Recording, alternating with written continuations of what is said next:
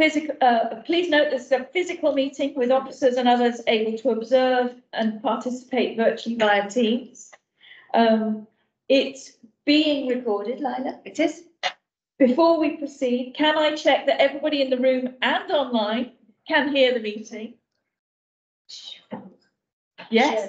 Shirley has confirmed. Shirley is online and everyone in the room presumably can hear me. When I invite somebody to speak, could you clearly state who you are for the benefit of anyone who is listening to the meeting so they can identify who is speaking? The meeting is being recorded and will be made available to view online. Can I also warmly welcome members of the public, close again, and any media who are joining us today. The agenda pack for this meeting is available via the ModGov app or directly from the council website via the link which was sent out last week. As agendas are now viewed electronically, could I kindly request that members and officers refer to page numbers from the published agenda pack to assist all present in finding the appropriate information.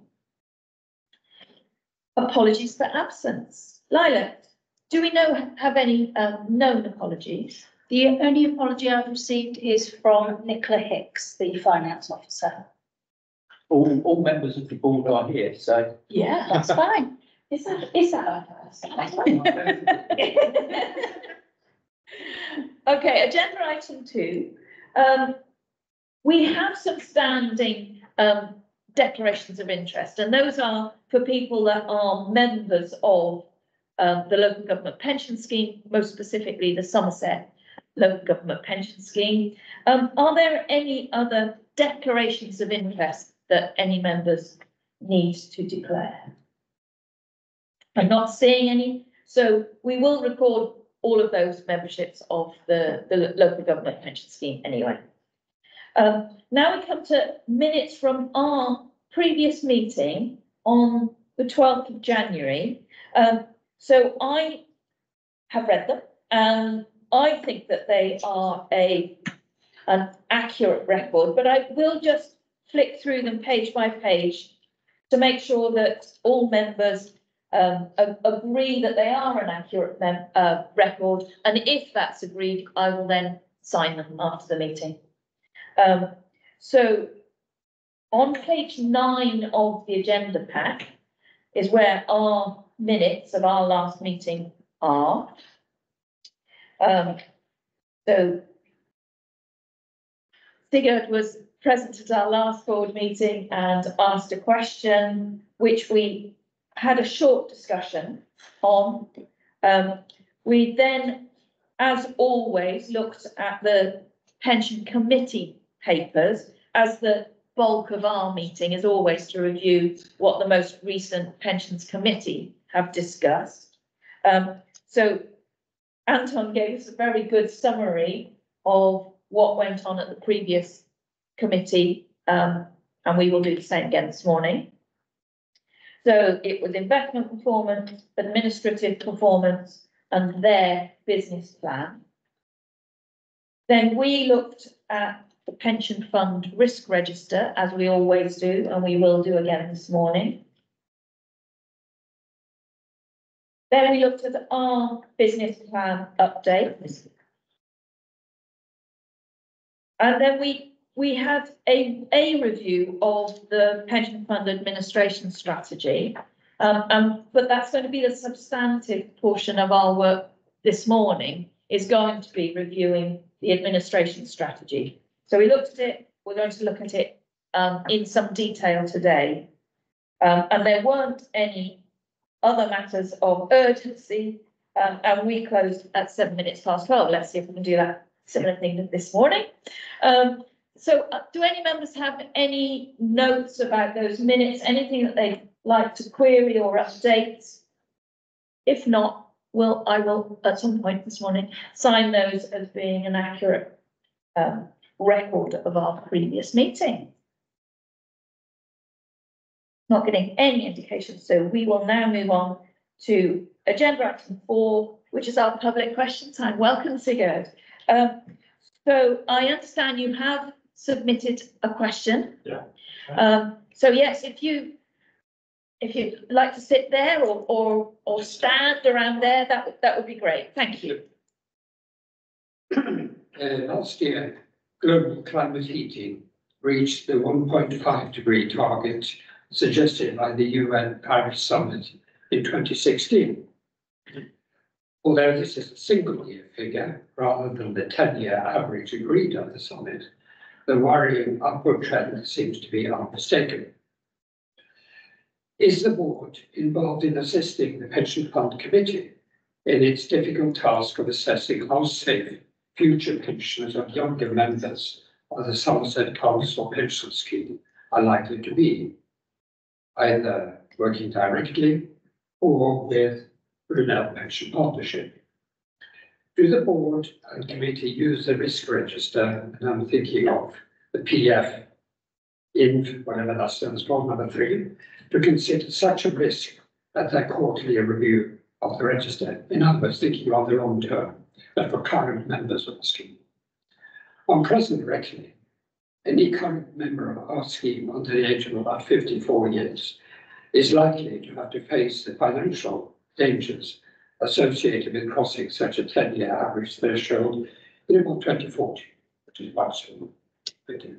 Thank you, Sigurd. For your information, I think PF in 3 stands for Pension Fund Investments Risk number 3. I think that's what that stands for, Sigurd.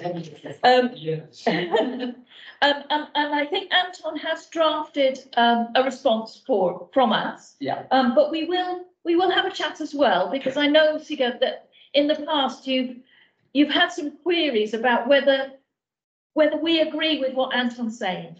And we do, because Anton always sends around that draft response. So if any one of us members want to add anything or say anything in addition, we always have that opportunity. But we will have a brief discussion on the topics that you've raised after Anton gives our formal response. And as ever, Sigurd, I will email this to you imminently, as soon as I've finished speaking, so you have a written copy for your records. The benefits paid by the fund are set by central government in the LGPS regulations and are not impacted by the investment performance of the fund. As such, the future pensions paid by the fund are not at direct risk from climate change. The Pensions Board will be fully involved as we look to work towards a revised draft of the fund's investment strategy statement, which includes the fund's approach to climate-aware investing during the remainder of 2024 and the early part of 2025. The relevant risks identified in the fund's risk register will be fully incorporated into this work. Okay, so I'm going to take the prerogative of the chair, and I'm going to answer a little bit more about that, Sigurd. So one benefit of members of the local government pension scheme is it is a defined benefit pension scheme. So there is no direct risk faced by members, because if investments don't do well, what we ask of the employers is to make up the shortfall. So the risk is actually to the employers, the various member employers of the scheme, to make up that shortfall. So yes, there is a risk, but it's not directly to members. It's more to the employers of those members, is my understanding. So yes, there is a risk. Yes, it is a risk that we consider. We will be considering it strongly in our review of the investment strategy statement in this coming year. And I know that both the board and the committee, so yes, we do assist the committee, both the board and the committee will be having offline meetings, if you like. So not public meetings, but meetings between the public meetings where we are looking at the investment strategy statement over this coming year, with a view to agreeing it about this time next year.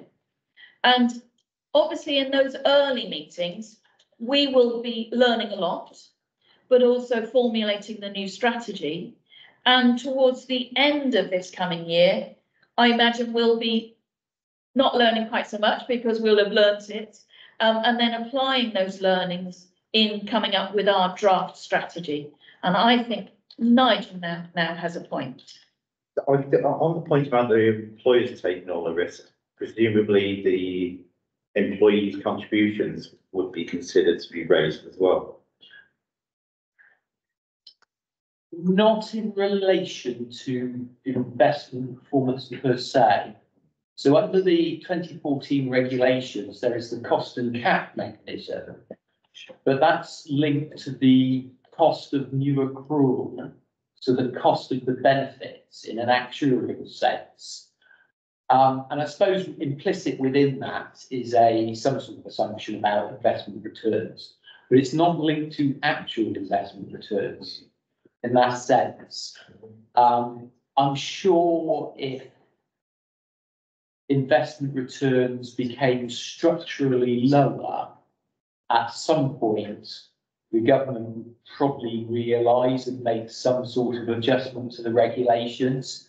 But that's speculation. Under the current regime, there is not a direct link between actual investment performance and employee contributions. And my understanding is that's the major benefit of being in a defined benefit pension scheme, that the member, so the employee, doesn't face the risk. If they were in a defined contribution pension scheme, which the vast majority of pensions now are, they would be directly facing that risk.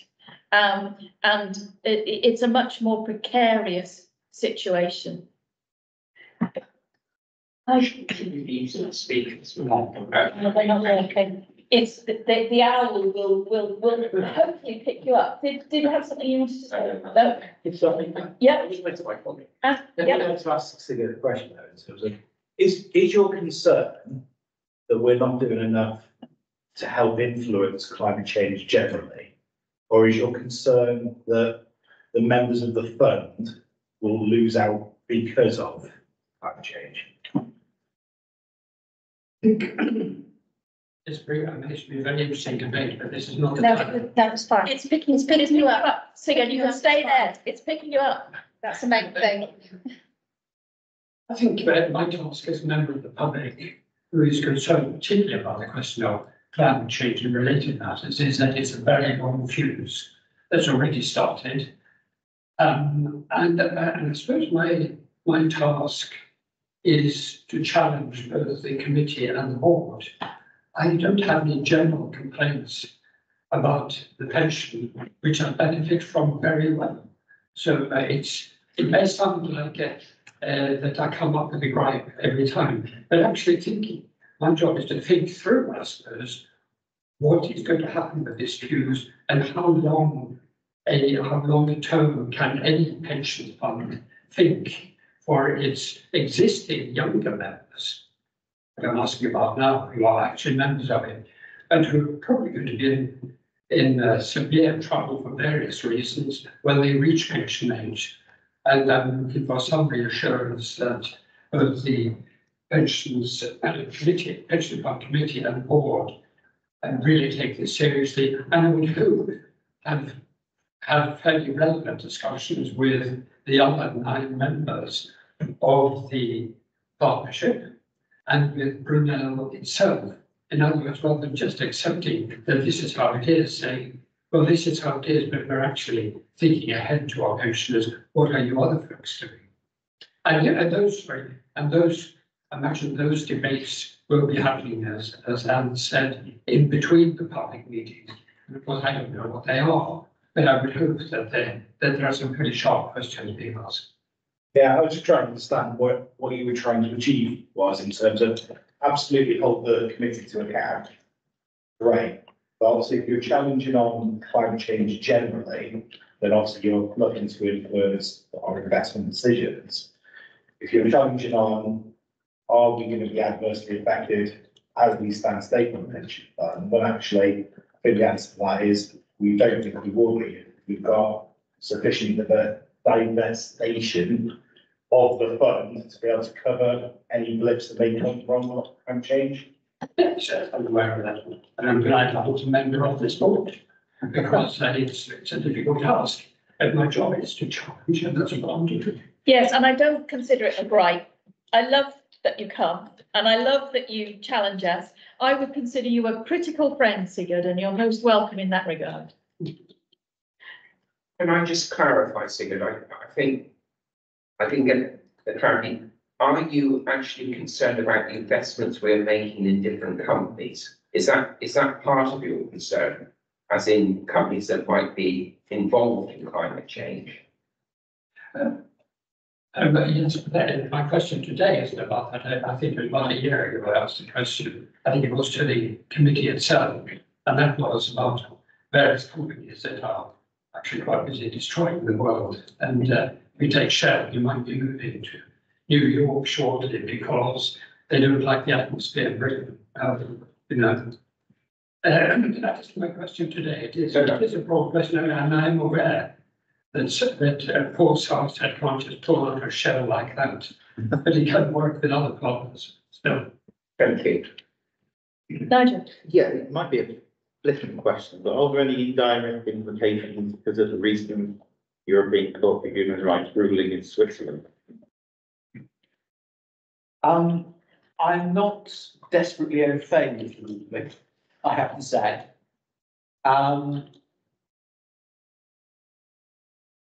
So I will answer it in a very generalist way.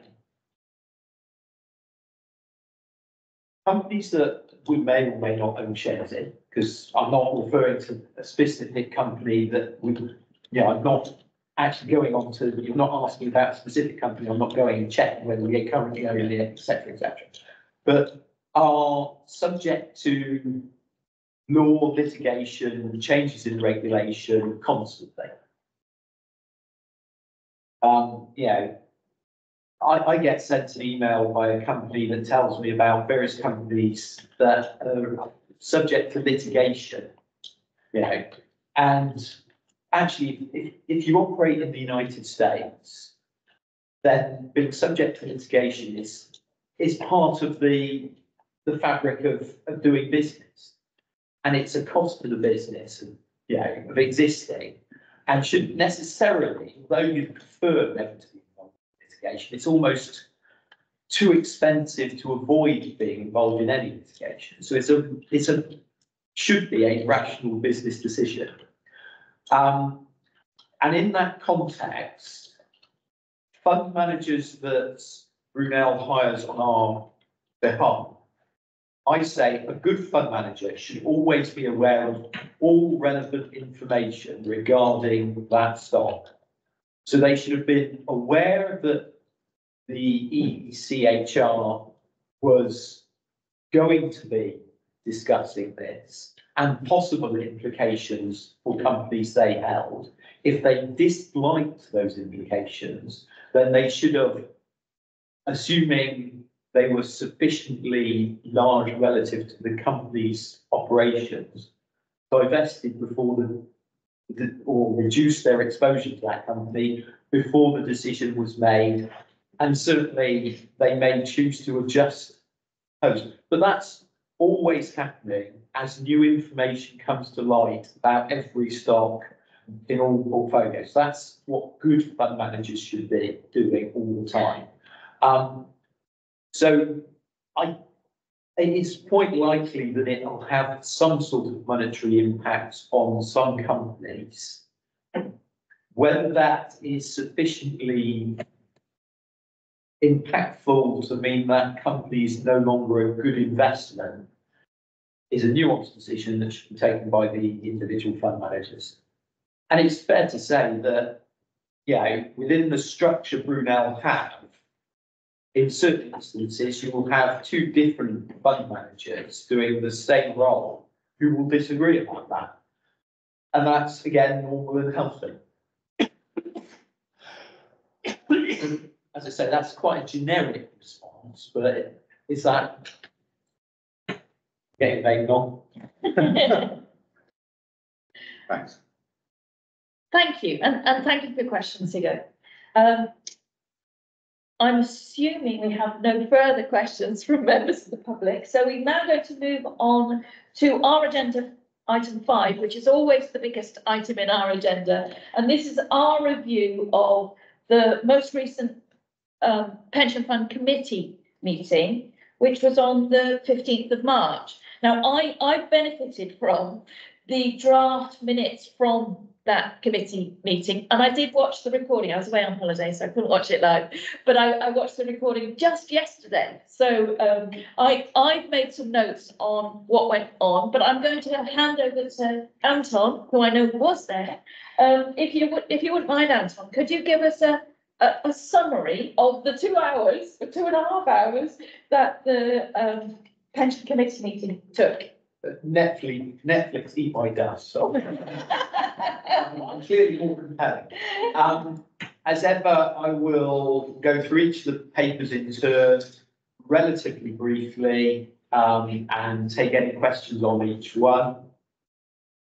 Starting as normal with the review of investment performance, concentrating on the whole fund. Made a return of 5% for the quarter, which, if you bear in mind that our overall sort of target to keep up with the actuarial need is 4.6% per year, obviously 5% in one quarter is very good. I suppose it should be set against the context of the sort of 18 months before that, which was generally not so great. I will point out that actually returns in the quarter to March, although not calculated, the benchmark numbers indicate that it'll be a similar sort of figure. So a very strong second half to the 23-24 financial year. I think will be somewhere around sort of 10-11% for the full financial year. Just picking that up then in terms of the graph against the actual return, we were having initially dropped well below the requirement. We're making good progress back towards it and may well be back in line by the end of the financial year. With only 1 year to go for the next actuarial evaluation, they do come around. Does the time fly when you're having fun? As ever, there's a wealth of other information in that report, but there's nothing else I specifically wish to bring to your attention. I suppose the only other thing I should point out is that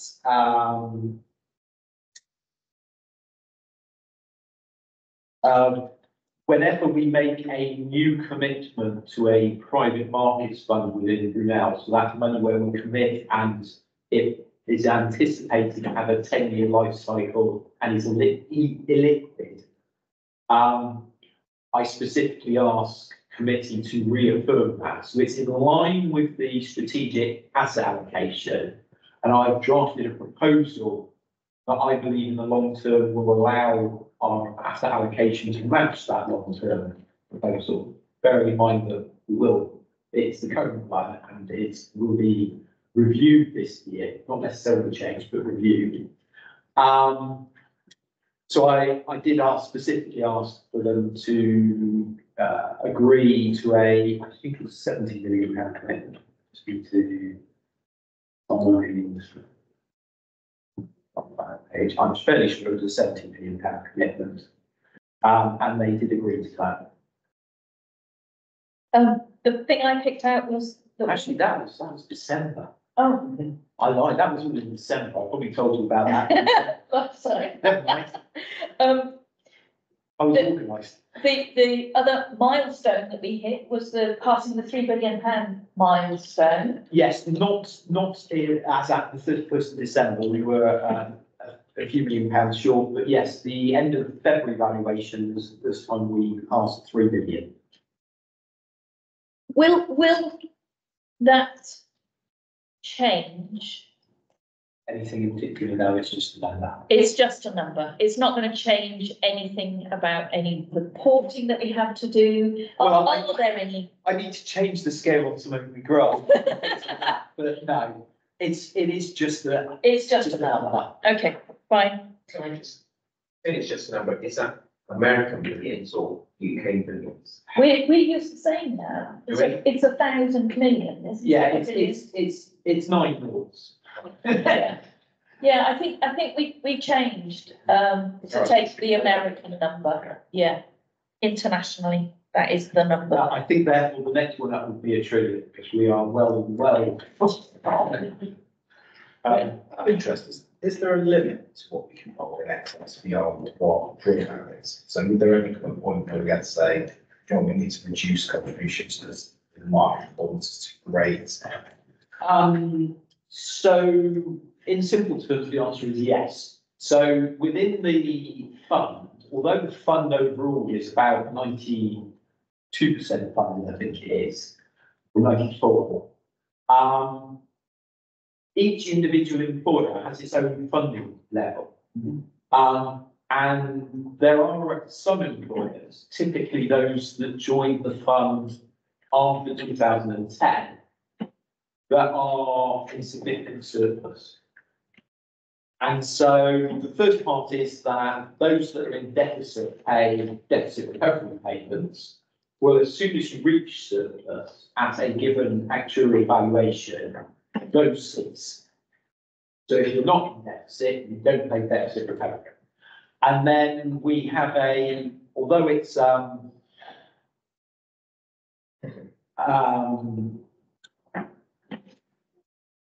discussion that we take with the actuary at each valuation. We have, I think it's a broad metric that once you are more than 110% funded, from memory, then we will reduce your future accrual costs. There's some way I make like achieving that target. Certainly for the majority of the employers. So, Somerset Council, which makes up now, depending on which metric you use, members or deficit, or makes up somewhere around 55% of the fund is in deficit. The Academies pool is in deficit, and the police are in deficit, and that's a significant, really significant chunk of the fund. The town and parish councils pool is in small, or at the last valuation was in small surplus. And then, as I say, it comes down to individual employers. But if you're an individual employer that started on an outsourcing deal fully funded in, say, 2011, chances are investment returns have been broadly very good since then, with a couple of blips. And you're probably in surplus, and I think our best funded employer is around 22% funded or something of that magnitude. So it is nuanced and everything, depending on individual employers, but the big advantage is obviously yes. So employers have two tranches of payments that they make, don't they? They have the percentage that's set by government. Is that right? And No. then they have another. No, so employee contributions are set by government. Right. Under the regulations, employer contributions are set by the actuary. Right. Following a valuation under the regulations. And the valuation under the regulations, they're in their calculation of how much the employer has to pay of their salary budget is a percentage that's set one tranche by this is how much you need to pay, and this is how much you need to pay because you're in deficit. Yes. Yes. They are two separate calculations.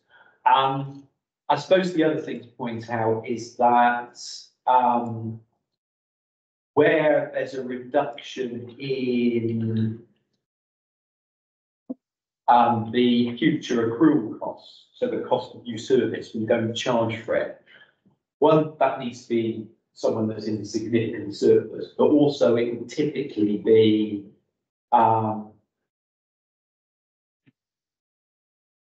any employee body that is on a contract with a known end date. So we're trying to make sure they're not in massive surplus at a known date in 2 or 3 years' time. So if the Somerset Council ever got to that level of overfunding, I think we'd think very carefully about reducing the ongoing cost and how to do that. Conscious that you don't want to overcompensate and give them a massive bill in 3 years' time, which is it. You want to smooth it, yes, yes. Not unduly punishing the employer with costs they don't need to bear. You don't want to cause boom and bust. You need to try and keep it steady. Yeah, I always work on the basis that yes, Somerset Council's budget is not great now. It's never been, in my experience, better in 3 years' time. So the idea that that it would be able to cope with significant increase in 3 years' time because it didn't pay enough today is a fallacy and a poor plan. I look forward to that conversation if it ever happens before I'm running that. Thank you. So that, is that all we need to know from the investment? Yeah, obviously, always very happy to answer questions. I think we'll move on to their next agenda item, which was the administration performance. Yeah, and I'm going to bring in Shirley because I'm not really qualified to talk about it. Thanks. Hi, Angela. Shirley. Hi there. So I was just looking at the minutes as well, looking at the different bullet points that they raised from the report that Rachel delivered. So I'm pleased to say that the overall performance has increased, which is good for all our scheme members. And I wanted to pick up a couple bits in the report where it mentioned about the complaints and that some were actually questions about their benefits rather than complaints, and we were to tweak the member self-service portal. What that refers to is the queries that members can raise are set out in an alphabetical manner on the actual portal. So we had complaints were the top sort of level at one point. So we've made adjustments so that we have different scenarios. So if they've got a query on their personal details or their hours that are recorded, etc., or transfers, that will come ahead of feedback, both positive or negative, going forward. So hopefully any complaints we do get will be true complaints rather than just a question on what we hold on their records. Rather than just the first option on the drop-down list. Yes, yeah. Yes. It's a bit like, you know, on the phone calls, isn't it? You don't want to listen to all the numbers Yes. for this and numbers for that. So you just press one and Yes. hope for the best. And then I also wanted to pick up about McLeod. I felt that the bullet point there seems to suggest that McLeod possibly should have already been finished. And I just wanted to reaffirm to the board that McLeod has been around for many years, but the actual regulations that have been put in place only came into effect from the 1st of October 23, and they were only laid in September. So the systems like creators, sort of like Haywards and others, although they knew what should be within there, they couldn't put all the changes in place until those regulations were put into situ. So we have now got McLeod in our business as usual sort of calculations. across all the schemes that we administer. But we also, within the regulations, it sets out an 18-month period to look at cases for where people have already retired or become deferred or even transferred out. And nationally, there is a sort of guidance of which tranche of members should be looked at first as it goes forward. But we are, working throughout that, and our project team is still there managing the 18-month sort of like review of cases, and the main team will be doing like the business as usual for the calculations going forward. So that was really all I just wanted to say on that report at the moment, unless anyone wants to add anything. Thank you, Shirley, and yes, please don't go away, because the administration report is going to be discussed by us Yes. in a little while. But does anyone have any questions for Shirley at the moment about the report that was delivered to the committee?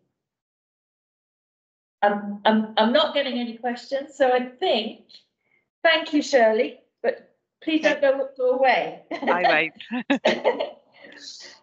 Back to Anton. So the next report was the business plan update. As usual, I also use this as a sort of time to raise various issues about sort of government regulations and some general updates on the LGPS and other bits and pieces. We've still heard nothing formal from the government on their next steps on investment. They've indicated that they're going to take forward all of the things that they raised in the consultation. Frankly, I don't expect to see anything this side of the election.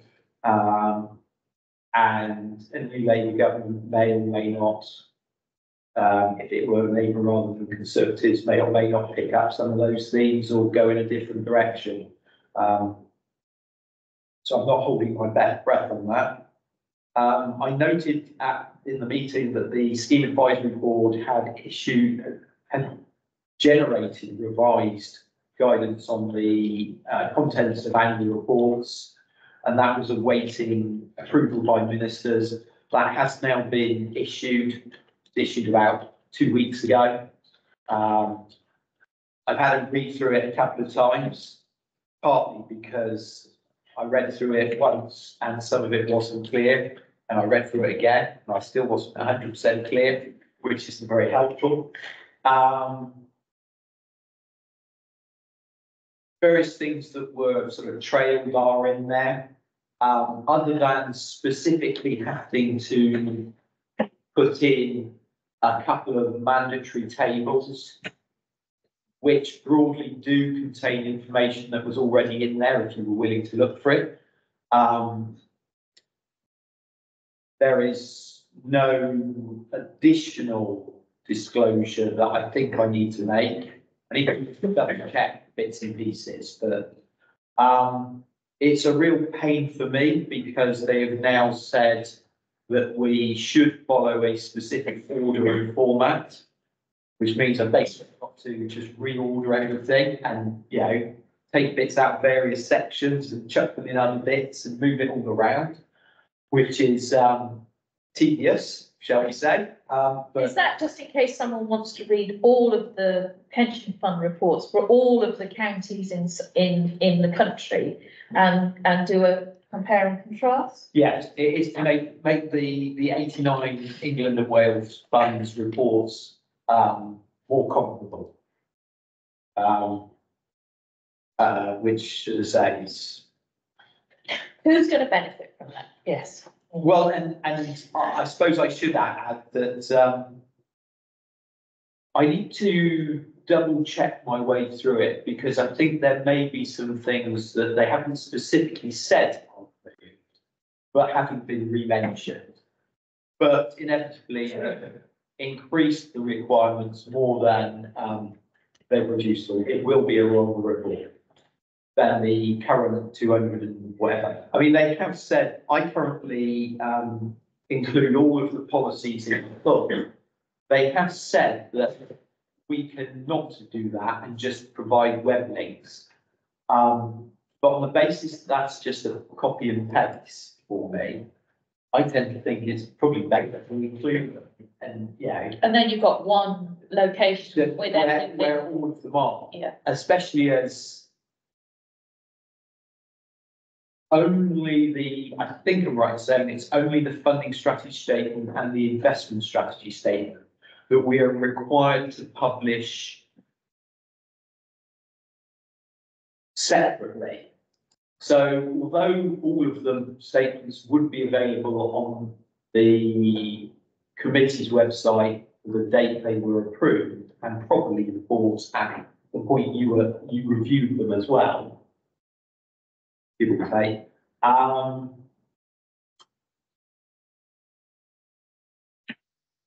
they aren't necessarily all available on the website in a specific location that I could web link to anyway. Yes, So it would be almost as much trouble to get the website changed to include them all as to just keep putting them in the annual report. I suppose one thing that is relevant to the board is that the guidance now states that the board formally should review the document before it is published. So whilst historically you have reviewed it as a review of the committee papers, I will formally put it on your October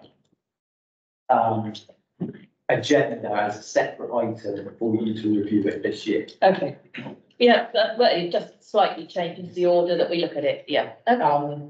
Well, you will still, by dint of the timing of when I produce it. Yes. And the order of meetings, it will still be adopted by committee at their September meeting. Okay. And that, But it's just not published until we've seen it too. Yes. not formally. I mean, Fine. it is published on the basis that it's part of the committee's paper. Yes. But, and I can almost guarantee that at the point it is initially published, it will not have the auditor's final opinion.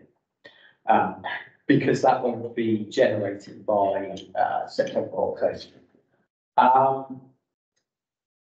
Which beautifully segues me to the next point raised in committee, which was that Grant Thornton did formally issue their audit opinions on the 22-23 annual report on the 30th of January.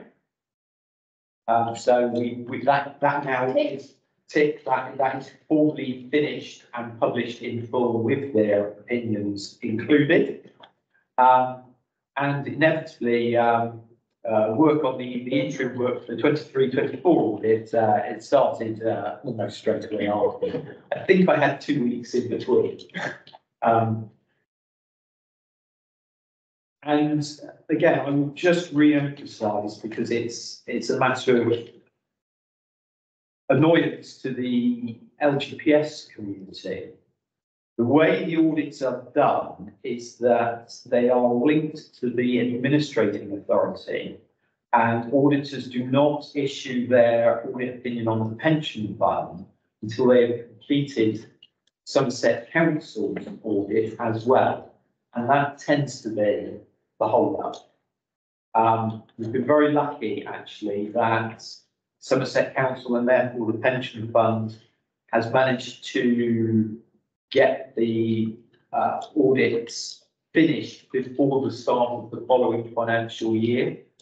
I think the best or worst within Brunel is I think one of the funds is still waiting to sign off their 2021 accounts. And it does cause additional work and problems to have accounts open. It's going to be interesting as to what timetable we can close on next year. Because obviously, the pension fund is dealing with a new financial system and the issues that inevitably raises in terms of the speed at which we can close and the smoothness of the audit process. And Somerset Council has both a new financial system and amalgamating 5 organisations into one set of accounts. And I think that's going to prove interesting. I'll leave it there. Yes, interesting, yes. A good word. Thanks for that question. Anton, are there any opinions that we should need to note or? No, the audit opinion was, I suppose is what I would determine as clean. Okay, So they, integrity. yes, Good. but Well done. there are no significant issues. If you wish to read the auditor's full report, I'll send it to you. I'll take your word. If you read a external auditor's final report, it's never completely clear. They always find something to moan about. That's just to show they're doing their job. Yes. Leave you malign in the good name once. So there are a couple of things in them, but they themselves suggest that they are not significant. They normally attribute materiality. Really, Yes. don't they? So Yeah. I'm assuming there's nothing greater than low at that. Yes. They always raise a thing on management controls that we don't have a second authoriser of journals within the financial system. That's been ongoing for a number of years. It's linked to Somerset Council and County Council prior to that, because the financial system we use is basically piggyback, although ours is segregated, it's a piggyback on their system. They didn't implement it, so we didn't implement it. It's not within the first round of MSD, so it will be something they raise again this year. I Is think, it MSD Microsoft Dynamics? yes, That sounds, yes. Sorry, I. no, it's all right, no, I mean, yeah, to that point, I'm presuming we've got some separate doing the reconciliations. Yes, So, you know, right, okay, didn't approve it the first point, but sort of bring it. and they do test journals to make sure individual, well, they sample journals are appropriate, have supporting papers, etc., etc. And they've never found anything material from that testing, but they don't like the fact that a second person doesn't have to go into the system and look at it and do it. The issues we've always had is, one is just the resourcing in there. Again, for pension funds, the number of journals is probably manageable to do that, but within Somerset Council, the number of journals, yeah, you're talking about members plural of staff in terms of just having sufficient people to authorise all journals. So there's a resourcing issue there. So, but there's no point in doing it if all that happens is someone else just goes in and goes, oh, there's a journal here. Yeah. Because that doesn't have any value. So if we're going to do it, we want to make sure it has value when a proper check is done.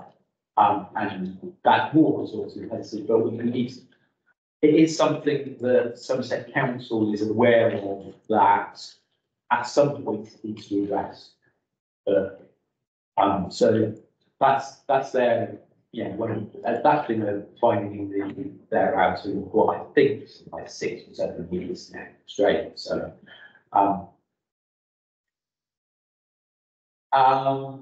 the only other thing I'll pick up under this is that the tender for the actual contract is complete and Barnett Waddingham have been reappointed. thank you. How long have we used it for? It's been reappointed. Barnett Waddingham were first appointed by us. I can't remember if it was in 07 for the 08. I think it was in 06 for the 07 year. And then we. There's a reason for the question, because I know with audit, for example, it's requirement to roll off auditors after so many years. I don't know if the same requirement it's not deemed best practice to rotate your actuary in the same way. So they have been in place since, I think it's 2007, But I think this is is it the second or third time? I think it's probably the second time that they've been formally re-tendered in a full open process since then. Okay. You tend to appoint actuaries for 6 years, so 2 actuarial cycles. There's no point in not doing it in a 3-year sort of plus. So presumably come next cycle, next tender, would we look to roll them off then? So it would have been what, 4, 5? Not necessarily. We will do an open tender process and we will appoint the actuary that scores best under that tender process that we did at this point. Yeah, I suppose more was thinking in terms of sometimes it's useful to get fresh ideas, regardless of they may cost a little bit more. So I know the tender process tends to be do they allow 12 processes dividing use cost, not actually saying are we going to end up with outcomes that got a completely different methodology to one the income. Or, Yeah. or you could argue that if someone who knows the demographic of our members might already, or does that not? No, it's. I do not believe there is. So the thing with actuaries is that they come with different methodologies that are different. And so there is, although it's not part of the scoring mechanism, there is a risk and a schism to changing actuary, actually. I'm sure there is. I'm actually thinking about Sigurd's comments and concerns, and obviously we've got say we've got an actuary who views the risks of climate change as being miles off, don't need to worry about it. And you brought in a new one that actually is really hot on it, things drop. It's really likely and there's a real risk to the assets you own. You'll end up with very different answers. So at the moment we think we're okay, Yeah. and we think we're okay because we've stuck with our actuaries for 20 years. Actually, if we changed it, we may find out we've got a high risk and a significant reduction in the valuation of our assets based on their assumption versus the incumbent. I'm not promoting that we should, but I think it needs to be considered certainly in the next cycle. But as I say, as far as I'm concerned, yeah, and sort of how the intellectual sense of their process is part of the discussion. But I'm happy that there isn't a particular risk from staying with one actuary, assuming they meet our requirements at each tender. I don't think there is a greater risk to the fund, especially as actuarial valuations and actuarial. It's a process and it's an assessment. It is not fact. It is a best judgment always. Is the actuary we're used across all the renowned numbers? I was just No. gonna ask that, what's the choice? How many are we choosing from, 2 or 10? There's broadly 4 actuaries that service the LGPS nationally. Being that limits the variation again. Like Barnett, Waddingham, Heinmans, Aon and Mercer.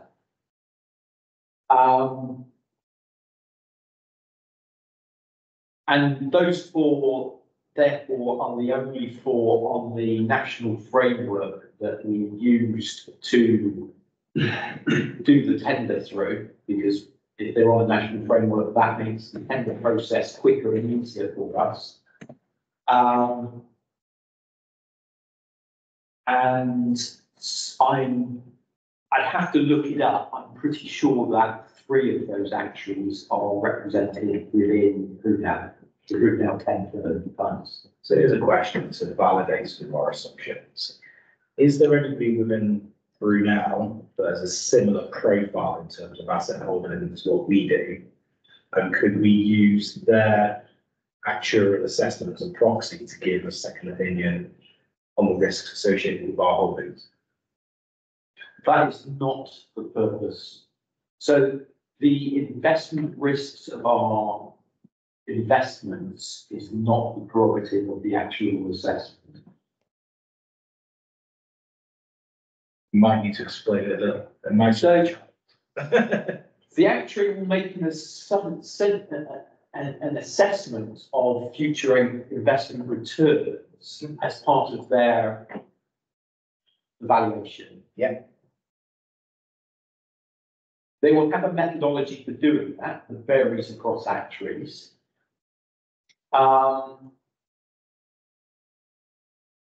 Is that But- what the discount rate? That is the discount rate.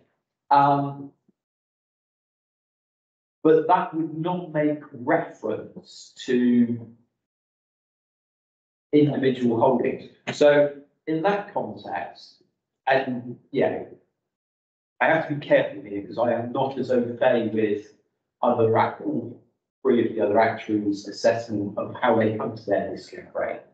But it's my understanding that whereas Barnett Waddingham specifically looks at our strategic asset allocation and derives discount rates as a blend of the assets we actually own, the other actuaries do not. They set a overall discount rate based on yield yields and an assessment of risk beyond that isn't necessarily to our actual asset ownership. So, you know, it's not saying one's better than the other one, but that gives you a flavour of how connected to the minutiae of what we actually, and they just look at equities. So they would not, none of the actuaries would look at it and say, oh, you're in UK equities versus US or global emerging markets, sustainable, what, no, listed equities, this is the number. Yeah, so I wasn't expecting a line by line. No, So it's not going to give you a 20% uplift on this or a 20% on that. No, But I wouldn't imagine you get, so the discounted rate will be a collection of, you've got this many bills, this many equities, whatever it will be, and we expect you to see 5% return or 20% reduction. Barnett Waddingham, that is their broad methodology. And for the equity portion, they don't do it as Gilts plus a bit. Right. So a bit more forensic. They choose to do it differently. Okay. But we could, as a proxy, what we could do is justify a different discount rate. What is available, that is probably a better way of providing additional assurance. Is there something called the Regulation 13 GAD review? So GAD is the Government Actuaries Department. After each valuation, on quite a relaxed timescale, they do a review where they take the results of each of the funds' formal valuation and they apply a standardised discount rate and assumptions and then produce a league table. And then, yeah, on a standardised basis, that will provide a comparison of how our fund sits versus all the other funds. I can't remember whether the 22 valuation GAD 13 review has been completed and published. But when it is, If you want to see it, well, that might be an interesting thing for us to you could just send it round. well, I have to say, one of the things I'm interested in is that it is historic experience that Barnett Waddingham funds tend to come up with a lower funding ratio under that. So correction.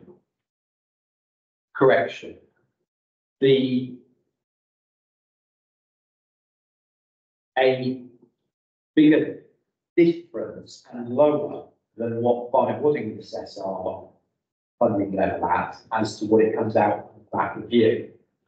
But given that the other actuaries are far more aligned with gilt yields, it'd be interesting at the next valuation, given that gilt yields have gone from 2% to 4.5% between the 22 and 25 valuations.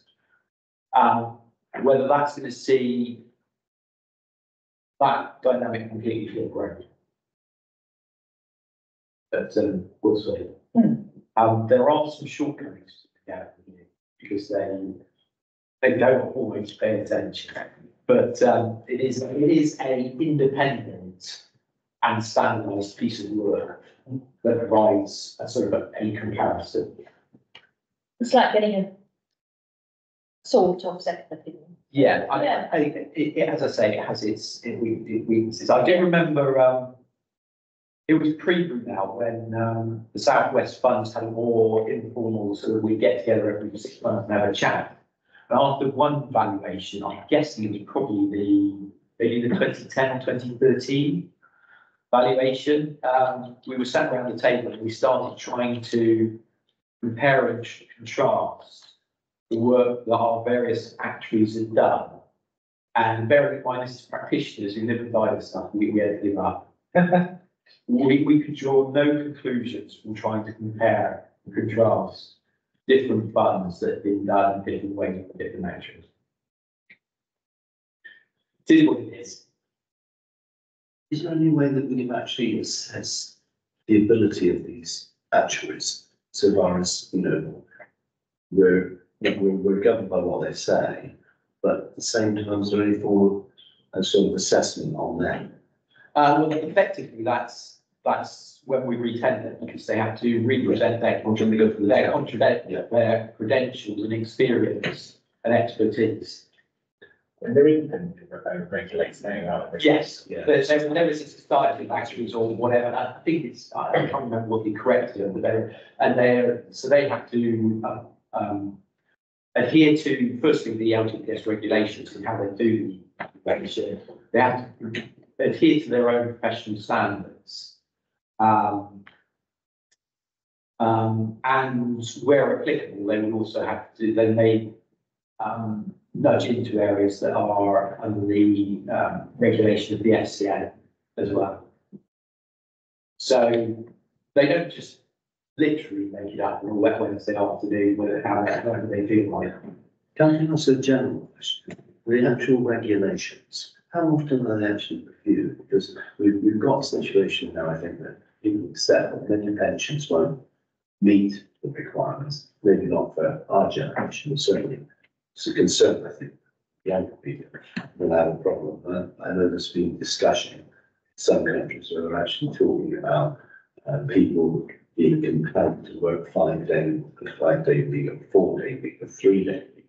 And in some countries they're actually imposing this because of obviously the change about with the economic generally. I do wonder whether, you know, like so many things, whether these regulations themselves are actually reviewed and how often. So I'll split that into the number of parts because there are. Yeah. It isn't one document. No.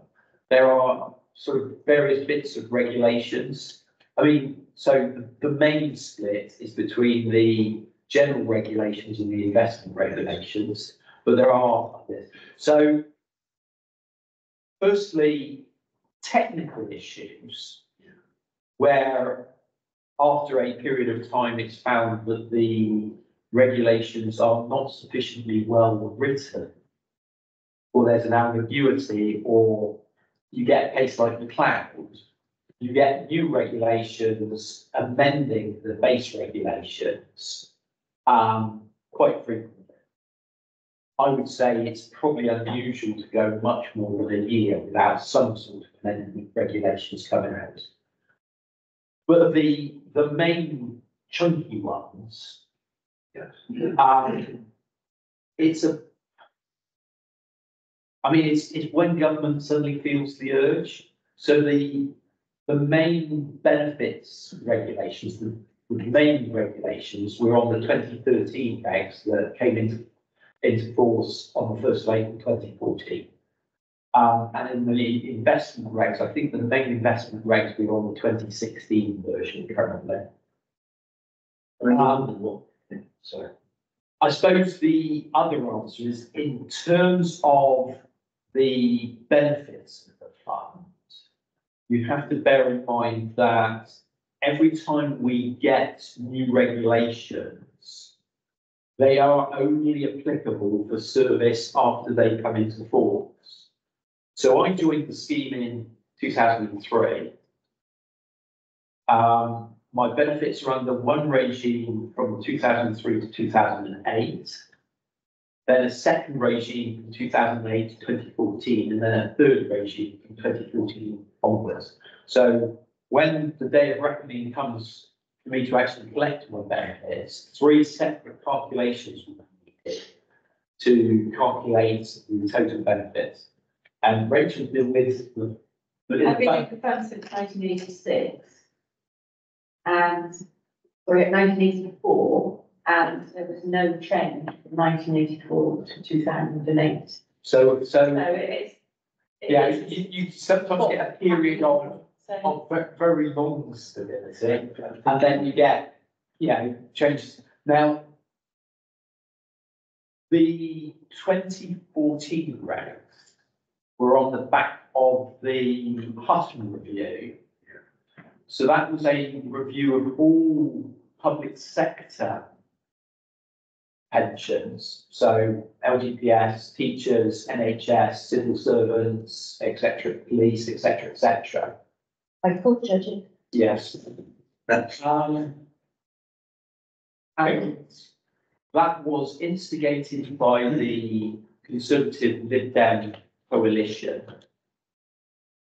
Lord Hutton was a Labour peer, and so I think it's fair to say it had its findings were fairly apolitical and had cross-party support.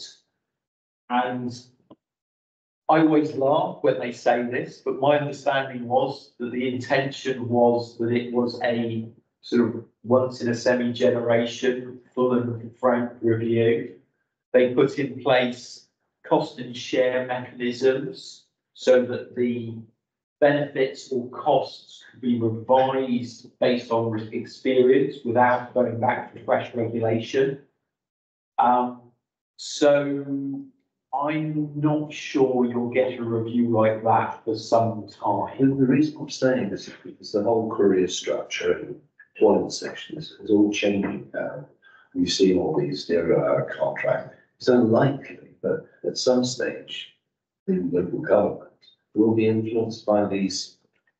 And by the current reasons to save money. The current career average structure, I think, is quite good and quite flexible and Rather than final salary, quite fair at how it feels. Helping it over years rather than. The accrual rate's got better. Yeah. Over those 3 changes that, the 3 schemes and talks about. But the amount of tax-free payment there in that sum hasn't decreased, unless you choose to. There's been a little bit of dilemma about those of us unfortunate, and that, well, those are unfortunate who were born after, I think it's April 1951, with the other pension, the old age pension, you get, I think, £200 more than the existing pensions, which is causing a little bit of aggravation. And, I'm thinking, it's just bad luck. They've got to have a date. I mean, it's rather like the last situation. And we can only comment on our past experience, because at the end of the day, a duly elected government of the Crown can just change its mind, rip it all up, and start again tomorrow. I would be, although my understanding is both the main parties have various desires of the LGPS in terms of support using its cash to support other things, which is somewhat worrying, vexing, and an issue in itself. But beyond that, my understanding is that it's not high on anyone's radar to actually look at the benefit structures again. Well, let's be honest, we've got no influence over it. No, At all, so. We're told what to do in that regard. But my understanding is you may well get both parties' views when it comes to the LGPS is more about, is pooling working, does it need to go further, does it need to be different, things like that. You know, the arguments over is size better, and, you know, and then, as I say, a sort of slightly worrying trend in political thought of the LGPS investments should support the UK economy better, which I don't really see the connection. I don't really get it, and depending how far they go with that, that can be quite worrying. But we'll deal with it as it comes up. But that's where the emphasis is. It's not really on benefit structures. I think most of them saw that work in 2013 because quite high quality, and they're quite happy to just leave them. It's easier as well for your average scheme to know what's going to happen. Yeah, it's possible. As an example, you know, I started with the cancer of the equivalent of an apprentice. Okay. And I was 16 years old, and you know, sort of worked myself up now as senior, before being classed as a senior manager of Somerset Council. So a lot of my salary, my pension will be based on my final salary. It's better, yeah. Whereas I was, yeah, much upgraded.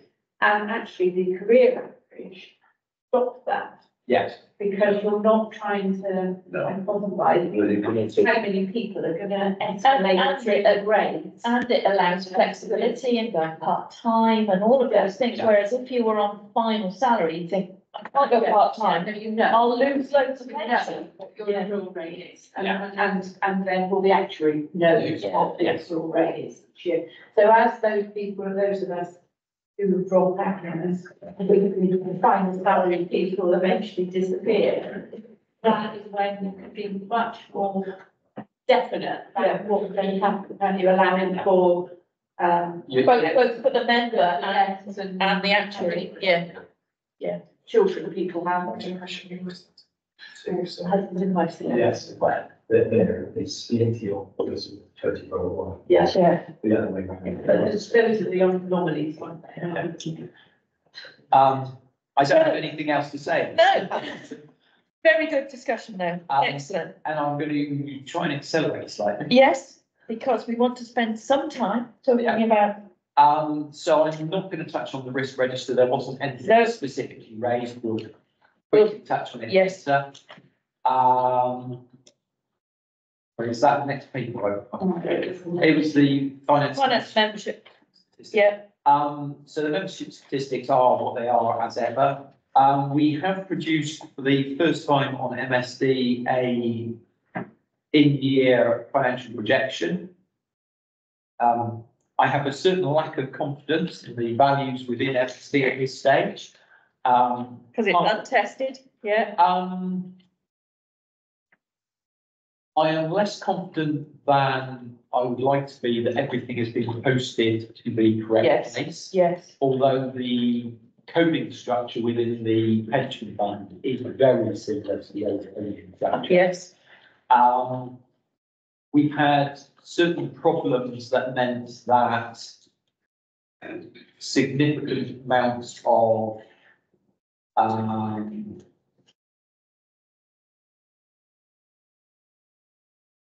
data has not been posted in a timely fashion.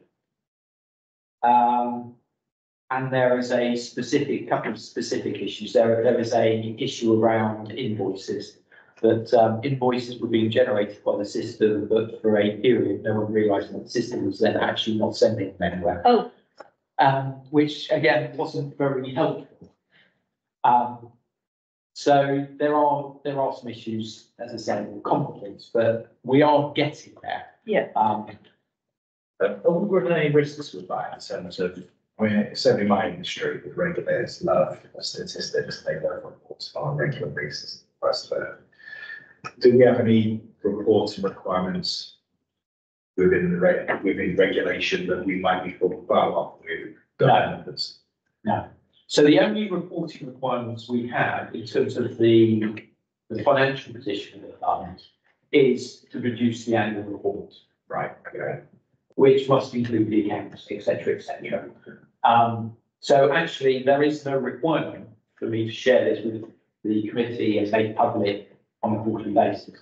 That is a choice of our fund that we feel it's good practice and adds value to the work that the committee is involved in. Cool. And whilst I suspect that closing will take us a bit longer this year, I am certain that the audit process will be less smooth this year. There is a greater risk that the auditor will have issues this year, but that is an inherent part of getting a new finance system. And you're Unfortunately, going to a unitary authority. well, that doesn't specifically affect the fund because the Okay. fund was unitised. Yes, yes, yes. Yeah. I'm unfortunately Just been thinking in of post. membership Yeah, statistic. I've been in post long enough to remember the last time the fund had a new finance system in 2008. I actually think, it'd be interesting if Rachel agrees with me or not. I think at the margin, I would say probably the integration of MSDs would probably be fractionally smoother than going to SAP in 2008. It's pretty marginal. It's definitely marginal, but yeah. So, yeah. It comes with inherent problems and risks, and I think it's probably fair to say that we never give ourselves enough time to make the best job of it. So the building time was not long enough. It should have been long enough.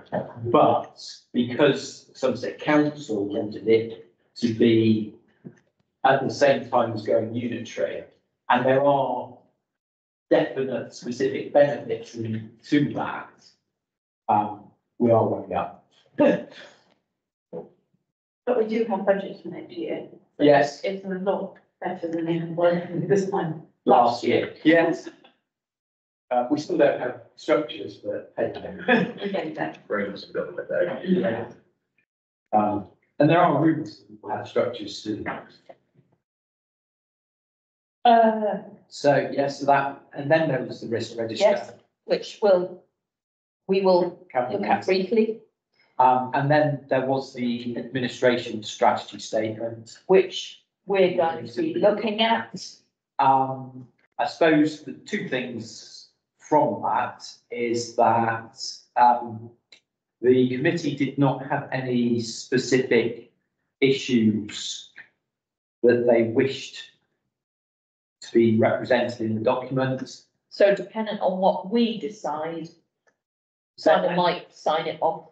They are the body that approves it. Yes. And to avoid, unless necessary, Yes. the need for it to go back to them at their June meeting, they have approved it subject to the comments of the board today. And the chair has been given delegated authority to finalise that process. So but that's dependent on, because obviously, if the board then recommend that 2/3 of it be rewritten, hopefully we don't go there, then obviously that would be a substantive change to the document, and then I think it would need to go back to committee for a more formal review. So then moving on to the resources review, financial projection setting and committee objectives. So this is preparing for the 2024-25 financial year. It's a standard piece of work we put through a committee every year. They are asked to agree the financial projection that I have generated.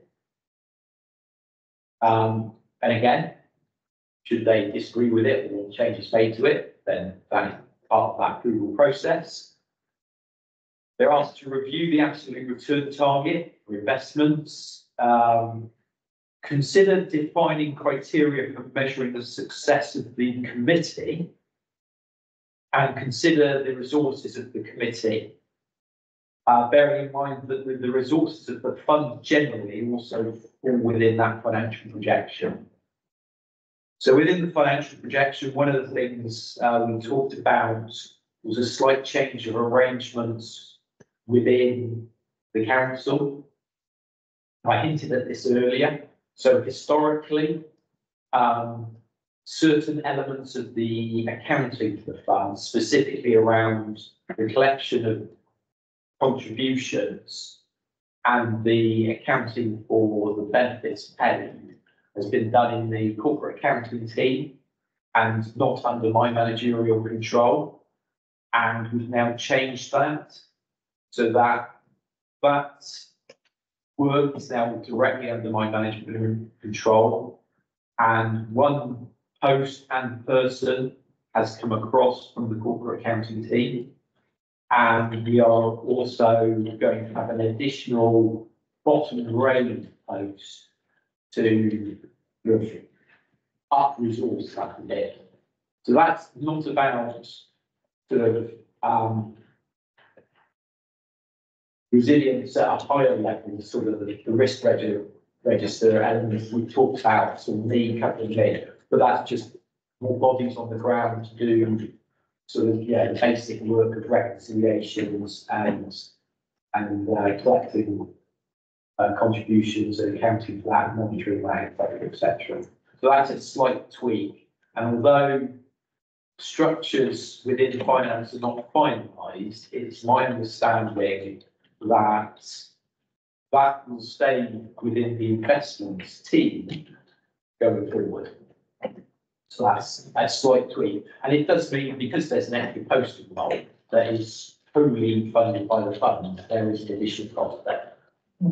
But it is, in the grand scheme of things, it's not a deal. And I'm confident that we need that resource to provide the robustness and the level quality of that work to make sure we're confident. So one aspect of those posts being funded by the fund rather than the council must, in the current circumstances, must give us some surety of the way forward. yes, so in simple terms, one, it is the head of finance's prerogative to define how much resources to provide, because that's part of the scheme delegation the committee have given. But obviously, committee and board would want to be assured that the level of resource is appropriate, both too much or too little. But also, the Somerset Council is not incentivised to remove that, to alter that resource, because it makes no difference to their budget. In fact, at a very minor level, if they look to get rid of posts within the fund, then the element of general overhead that is shared would have to be covered somewhere else. Yes. Yes. So it's very mindful, but at the absolute minor, they're incentivised to leave them. Yeah. So, and I'm not envisaging massive change at my team's level. From the conversations I've had, my understanding is actually across finance, when you get below my level, I don't think there's going to be mass change there on. Good. I mean, that is subject to the process they put in place, and where there's a matching process that I think will agree with the unions. I'm getting nods from the unions. But within my team, it's very difficult to see how anyone could apply for a matching to a post on the pension fund when no one else has ever done that. Mm. So I think the likelihood is for not a lot of change. Not a lot of change, But which we like. we'll deal with that. Yes. So there is that change in nuance. And it's something I was in favour of. Because ultimately I come to committee into the board, and if something's not right, that I don't have the direct management control to fix, it's a little annoying. Yes, Um, yes. Although I'm not entirely sure I'm happy about the fact that I've got more work to do. Can I just ask a question, Yeah. on the financial projections? The contributions are going down, I'm assuming that's because there's going to be less people at Somerset Council. So this is the projection for next year. Yeah, Yes, so given the public statements that Somerset Council is going to look to lose between 20 and 26% of its headcount, I've assumed that the resulting contributions from Somerset Council will, on a smooth month-by-month basis, reduce during the year to an end point that is 20% below the starting point. so on that basis then, a number of those people who go will go straight into retirement. That's it, I have not made an assumption of that. Okay, I was going to say, because obviously the 23-24 change from 22-23 is not that great, given the number of people who may or will have already gone this year. So that, I mean, in terms of is that being met, that 15 million? Some on retirement, and you put it the same, so the lump sum on retirement is not a predictable number. Yeah. Because there's too many, whereas recurring pensions, you can go, well, we've got bulk of pensioners who are already out there. And they're going to get inflation uplift and their pension will stay the same. And then, you know, historically, you've had a general sort of increase year on year of pension. Sort of like, yeah, we can model things like that. With lump sums, It's a sliding scale, isn't it? Because you Well, can choose yeah, within limits. so the first thing is, that's 2008. yeah, so pre-2008 service, you get a lump It's a sum. fixed, yes. And then post-2008 service, you can choose to commute pensions for lump sum. Obviously, that's an individual decision based on individual circumstances. I just feel it's going to go up in 24, 25 with all the people leaving. It may well do. And where does the employer contributions coming in for strain costs? Is that recoveries from employers? Yes, Or is it? and again, no, that's within contributions. And, yeah, I know, I'm paying numbers, so. And- You know, so because the strain cost is paid in full upfront, in theory, that should, in a cash flow basis, more than make up for any additional lump sum and pension benefits Yeah. in the first year. okay. So on a cash flow basis, Okay. I'm not particularly worried about those impacts.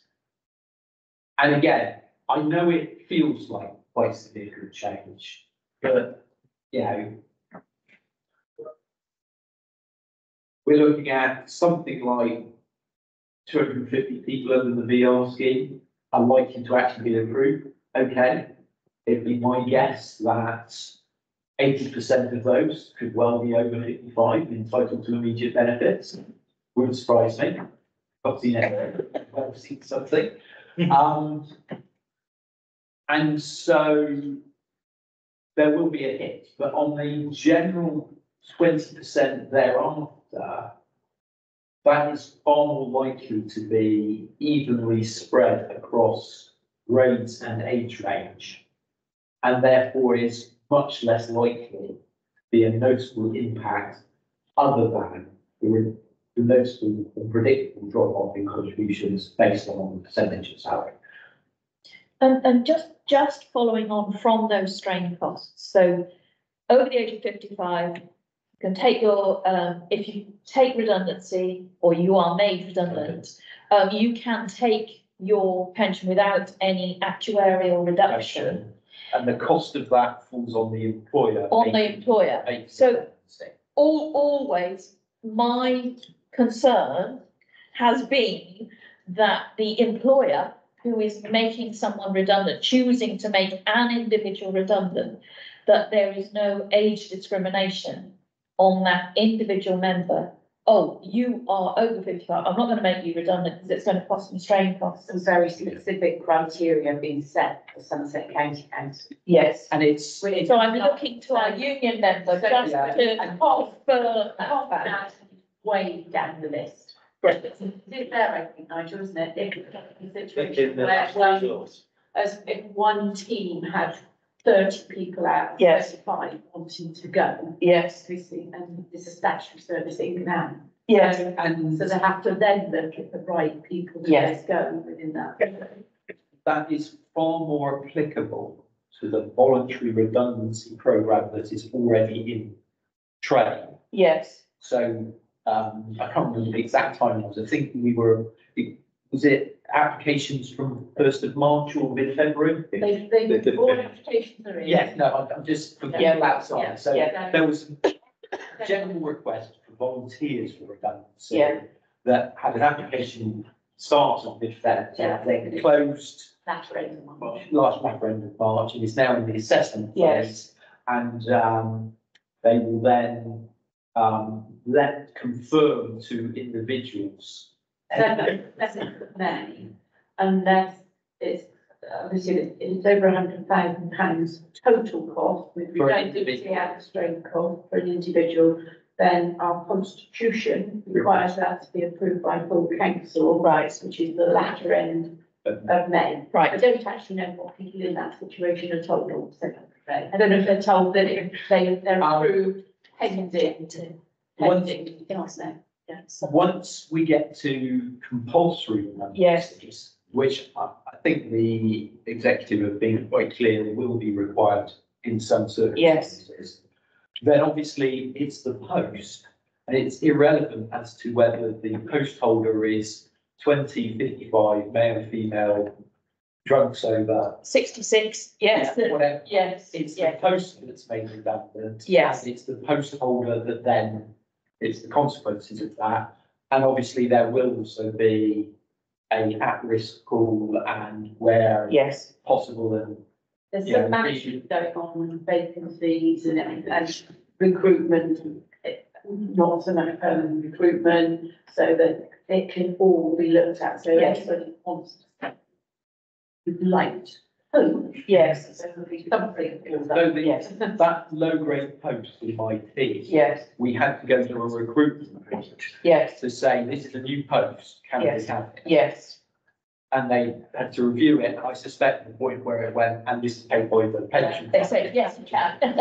It's the point at which they ticked it and go, well, yeah, Yes. fine. So that puts my mind at rest that everyone who needs to consider these things have considered these things so that there will be fairness in the system, yes. I did not apply, so I cannot say with certainty as to exactly how it worked. But my understanding of the voluntary redundancy programme was that you could get a full quote of your pension position before you formally applied. But you've been told your voluntary redundancy payment and the quote based on a certain date. Yes, Date and dates might change, yes, but that you get your pension quote. Yes. The pension would be as well. and presumably that, and we'll talk to Shirley more in a matter of moments, but presumably that triggered quite a few inquiries to Peninsula, I would imagine. Yes, it did, but if it looked Rachel, you were more involved in with your substantive role as an employee here. I presume that was a organised process. Yes, it was, and if you're going through this sort of programme, Peninsula are able to give you like a bulk report. Yes. Of members' strain costs. I don't quite know, I'm sure they'll be able to say what they Yeah. do, but we're not going like we normally would. One individual, here, yeah. one Yeah. here, there was a much Yes. bigger cost. It's the spreadsheet of Yes, X number of employees. Yes. Yeah, please provide details for this, and it's, yeah, yes, it probably is press all buttons and yeah, for, but it might be for each one. yeah. No, it is body of work. Yes. And I'm sure that, you know, as we work through the rest of the year, but it happens from time to time. Yes. Thank you, that's put my mind at rest. So, Anything else on the resources paper? No, and then finally, we just had the investment pension fund cash. So again, this is a standard paper. For those that are familiar with council workings, there's a requirement to do a treasury management strategy statement each year. And this is, although that requirement does not fall on pension funds, this is effectively a method of producing something similar for the pension funds, Yes. a similar level of oversight and governance. yes, And also just to reaffirm that the committee wish the internal team to continue to do that Yes. rather than looking at alternative arrangements. yes. And I know it triggered quite a lot of discussion about which banks we use, which countries we're in, I think we should incorporate that in our investment strategy statement as a wider issue of where investments and cash are placed. So I think that sort of discussion Right. in the coming year. Very simple answers to that. Yes, One, as in this statement and the investment strategy statement, principles rather than lists. yes.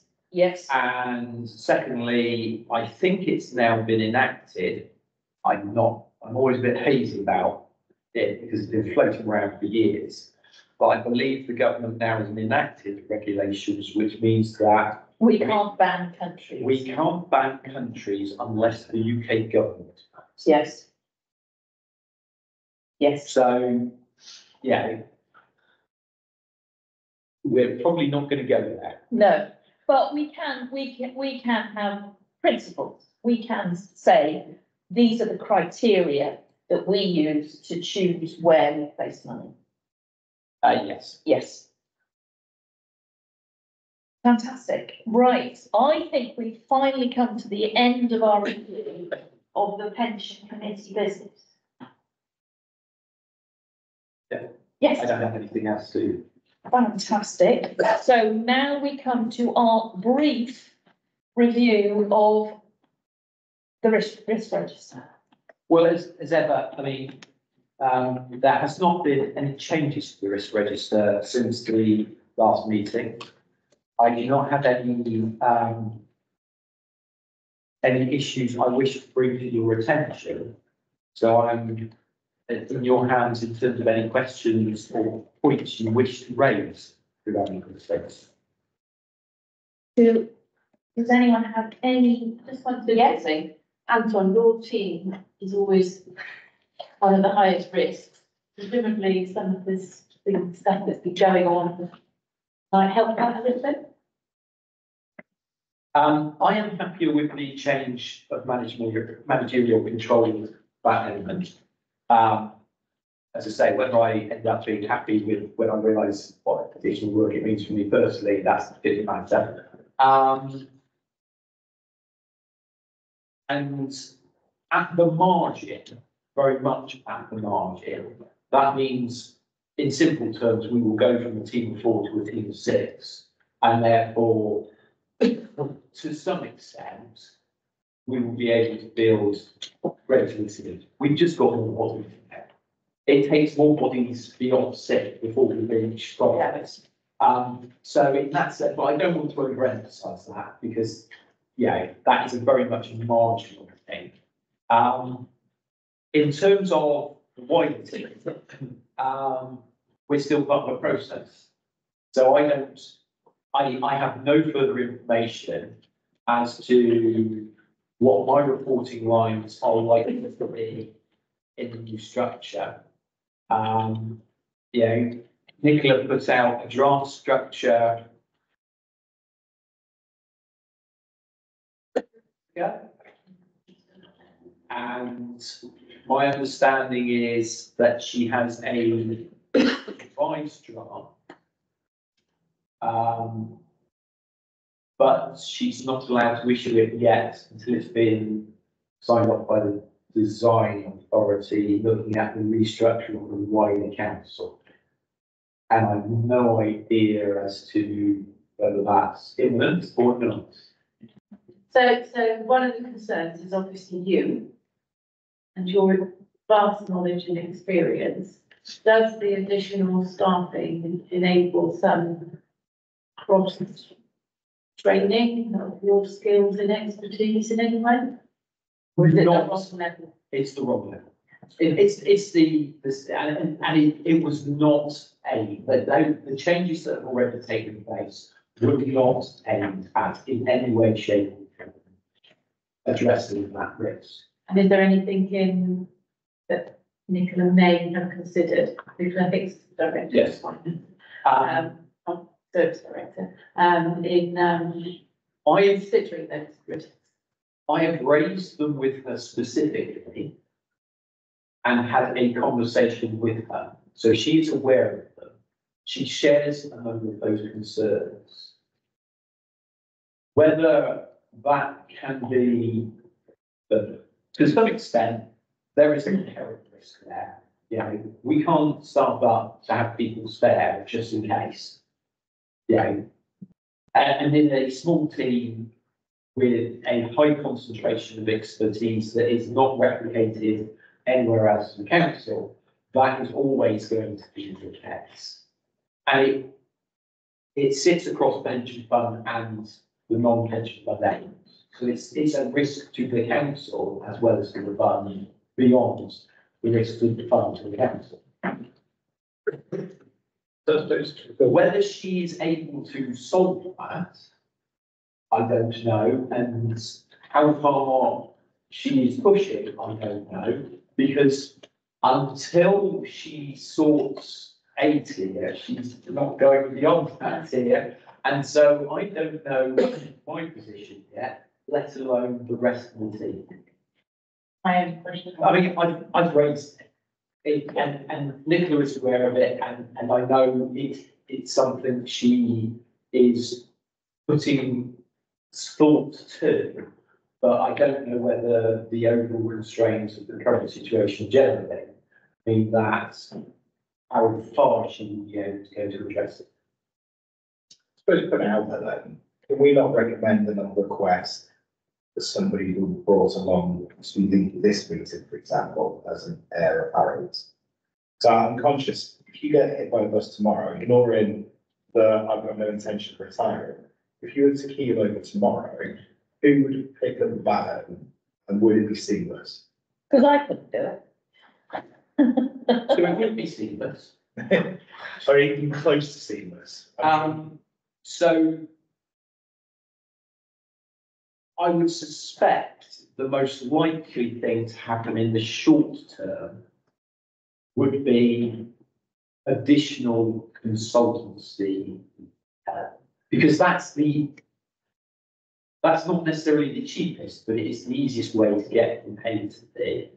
We understand the general principle. Yeah. I'd say the principles are not where any of the information organisation exists. And I suppose one of the observations I do have, I've been here now years, I think. And it feels like we sort of kick the can down the road constantly in relation to yourself in terms of it's fine because Anton's happy right now.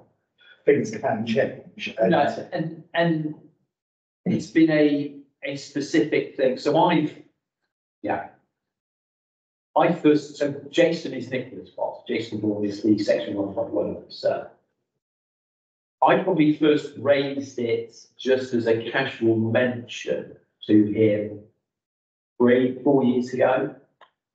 But at that point, the unitary discussion was already well in process.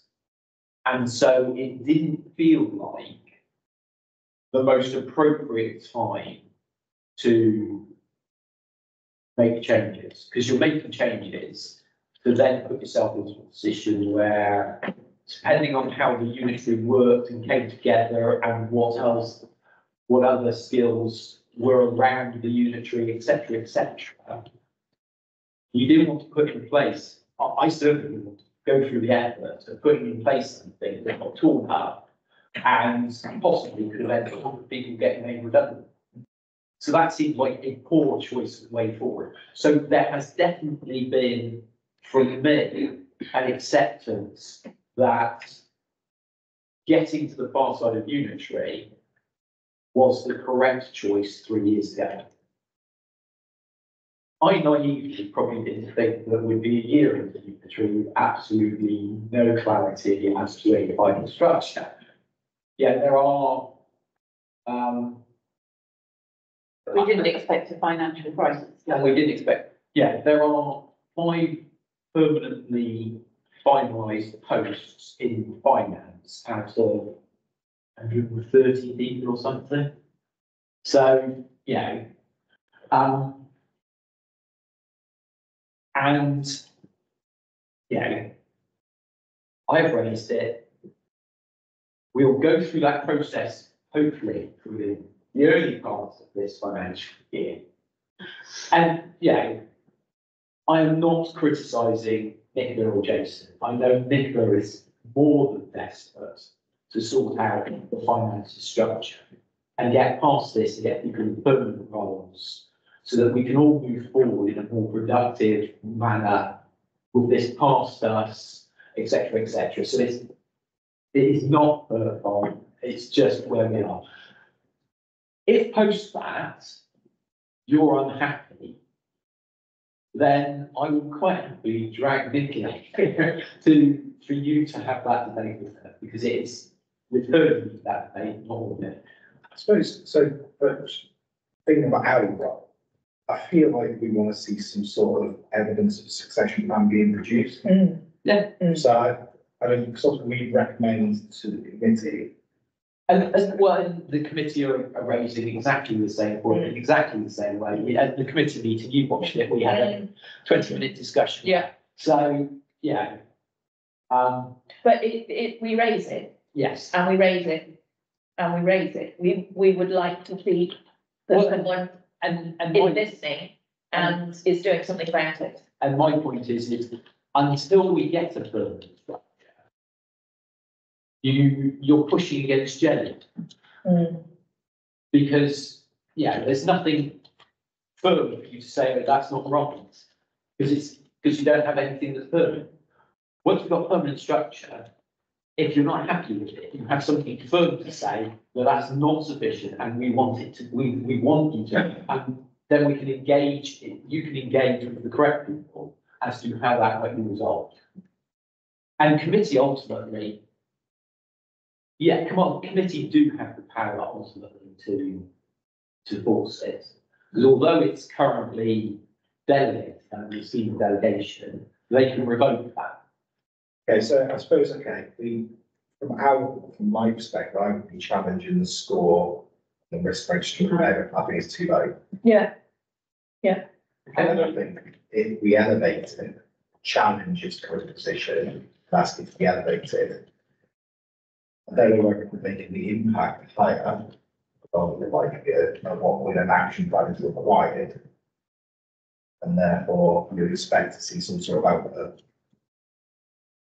I also think based on what you said about consulting, Anthony, within a matter of weeks, you could incur the same cost, the annual cost of the fund meeting somebody who is your apprentice, who is there to understand the breadth and the depth of this involvement. You know, nobody around the table even consider being able to understand. Yeah, and whether other funds do it better than we do, I'm not going to go into, but this is an inherent problem with the NFS. Yeah, hiring expertise on local government salaries is difficult. And, you know, although I think we're probably at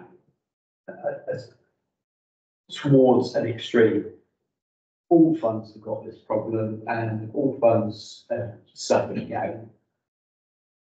Period I've been in now, every other fund has changed my equivalent at least once, and it leads to problems. Yeah, I think it's accepted it's finding that person who is a public servant rather than somebody trying to get a career Yes, in this field, that you know, earn an awful lot more money in the city, in the city or yes, yes. But I agree with you, Anne. I think maybe we start amending the risk register and pushing it up so that it gets pushed up an agenda somewhere. It's on an agenda somewhere, Yeah. I just don't know the answer. No, I don't know whether the no. answer will meet your requirements. But I think. I know what I've asked for, but I that's think different. notes are rising levels of concern. I agree, but given the funding is not out of the revenue fund either. Yes. To me, it's a no-brainer. Yes. But for me, on a practical level, I'm not just concerned about the funds, I'm concerned about the other elements within the council. And I need someone that covers both elements. And I'm not sure I have enough work if I don't get them elements. So I need some kind of Yes. funding. It's my preferred Yeah. solution, is to have one person, Yeah, but, because Yes. yeah, and they do it then. Not a part-time person for the fund. Yes. Okay. Yeah. Okay. Right. Yeah. Just thinking about what people have said there, succession plan. So at the moment, Anton, when you go on holiday, does nobody do what you do, or is there any form of shadowing, or is there any form of training, or to be rude, I suppose, are you hoarding all the information so that nobody can learn the role? I'm not purposely, well, I don't think I'm purposely, because I have to manage a team. And as a team, we have to produce the outputs. And actually, my role is the role that is least day to day. So the guy who does the treasury, if he's on, I need someone to do the treasury. I can't wait until the next day to do, you can't not do treasury every day.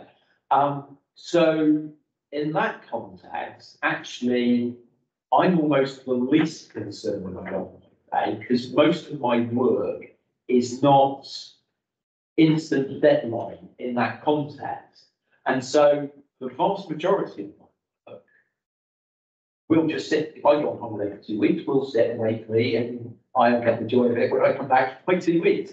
So in that context, the answer is yes, it does tend to just sit there, but it's because of the nature of the work. And I am conscious of how my holiday fits with committee cycles and et cetera, et cetera.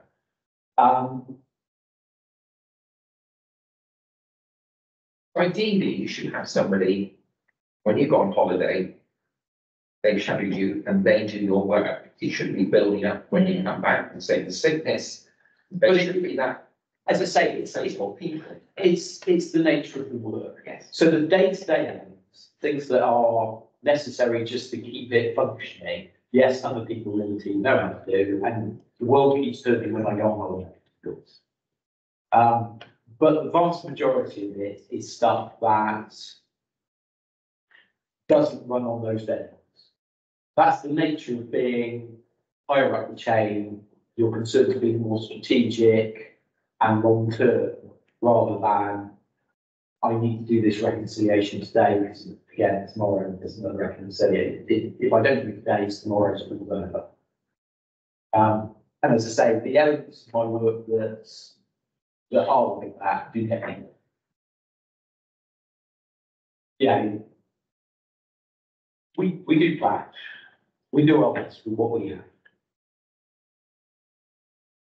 Thanks.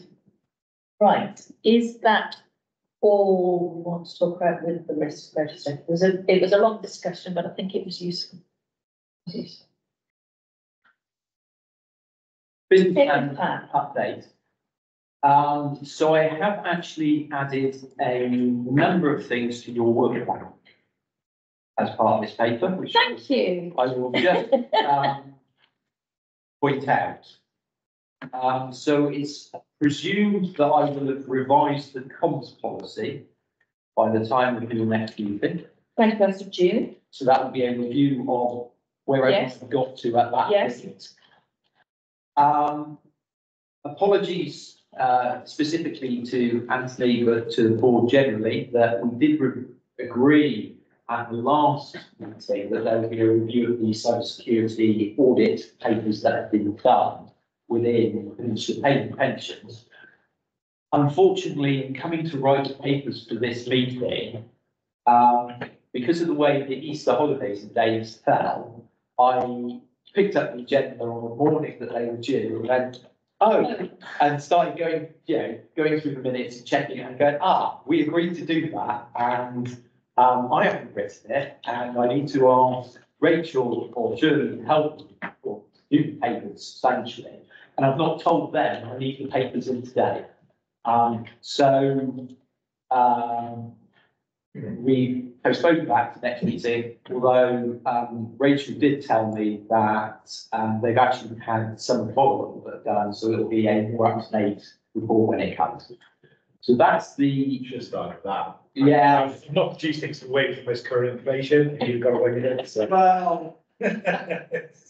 Sometimes to generate trust, well, let's be honest, with the things that you feel you can get away with.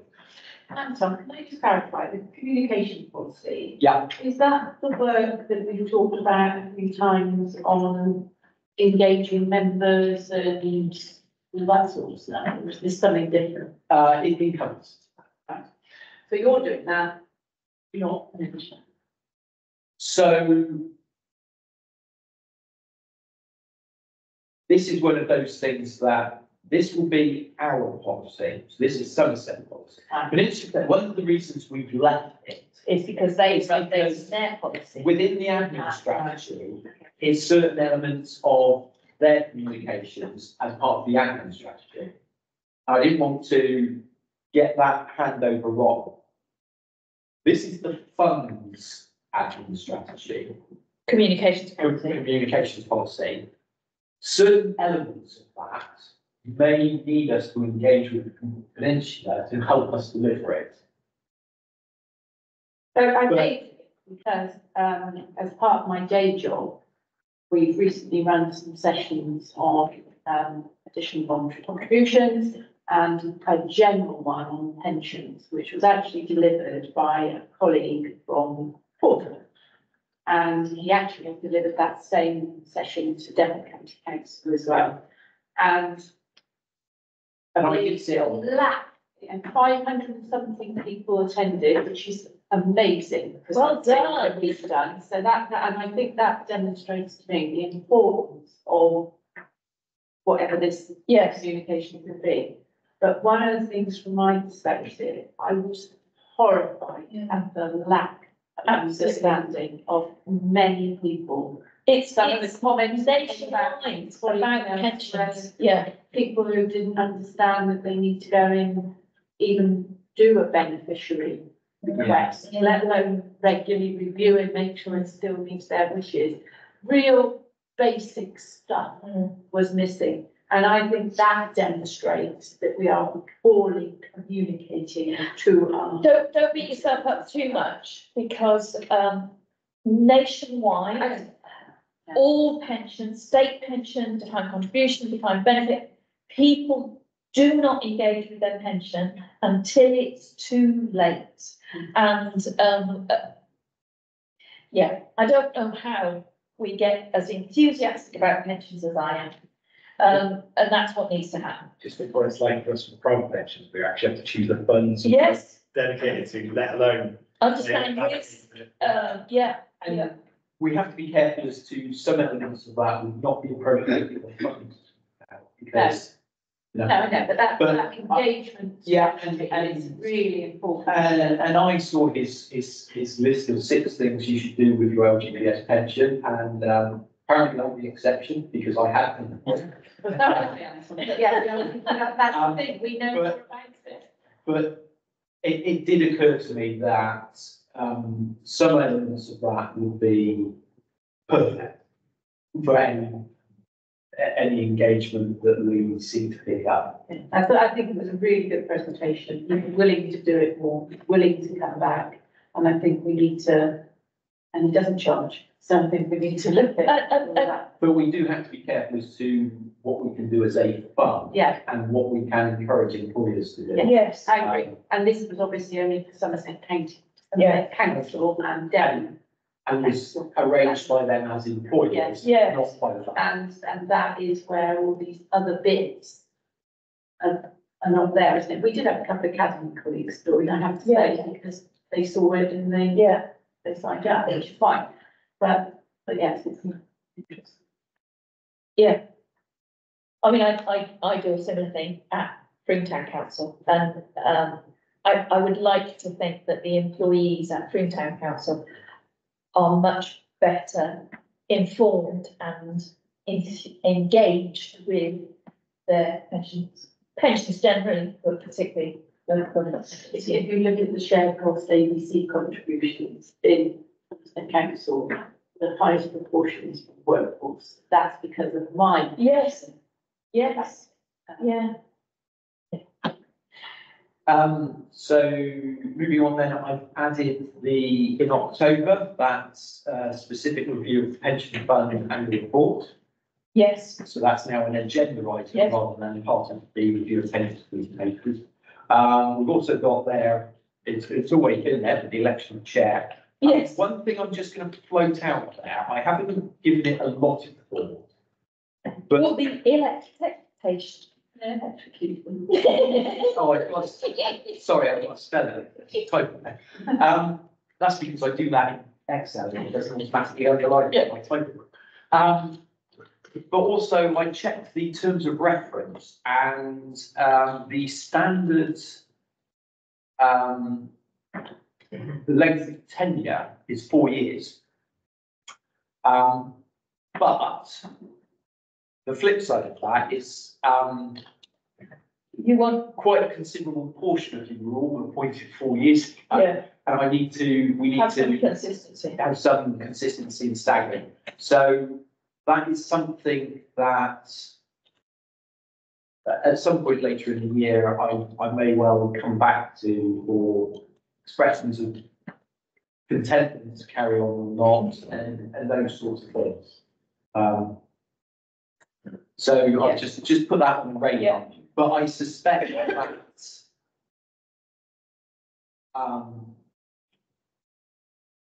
I will specifically look to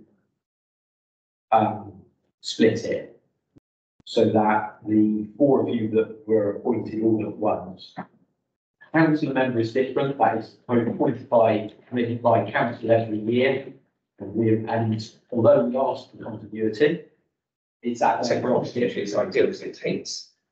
And we're trying to get up to speed. And I appreciate you've only been in post on this committee for, it's your 3rd meeting, 6 months? 9 months probably now, because of the way, because it was approved at May Council last year. Nigel, as a representative of the unions, is at their prerogative to change whenever they deem fit.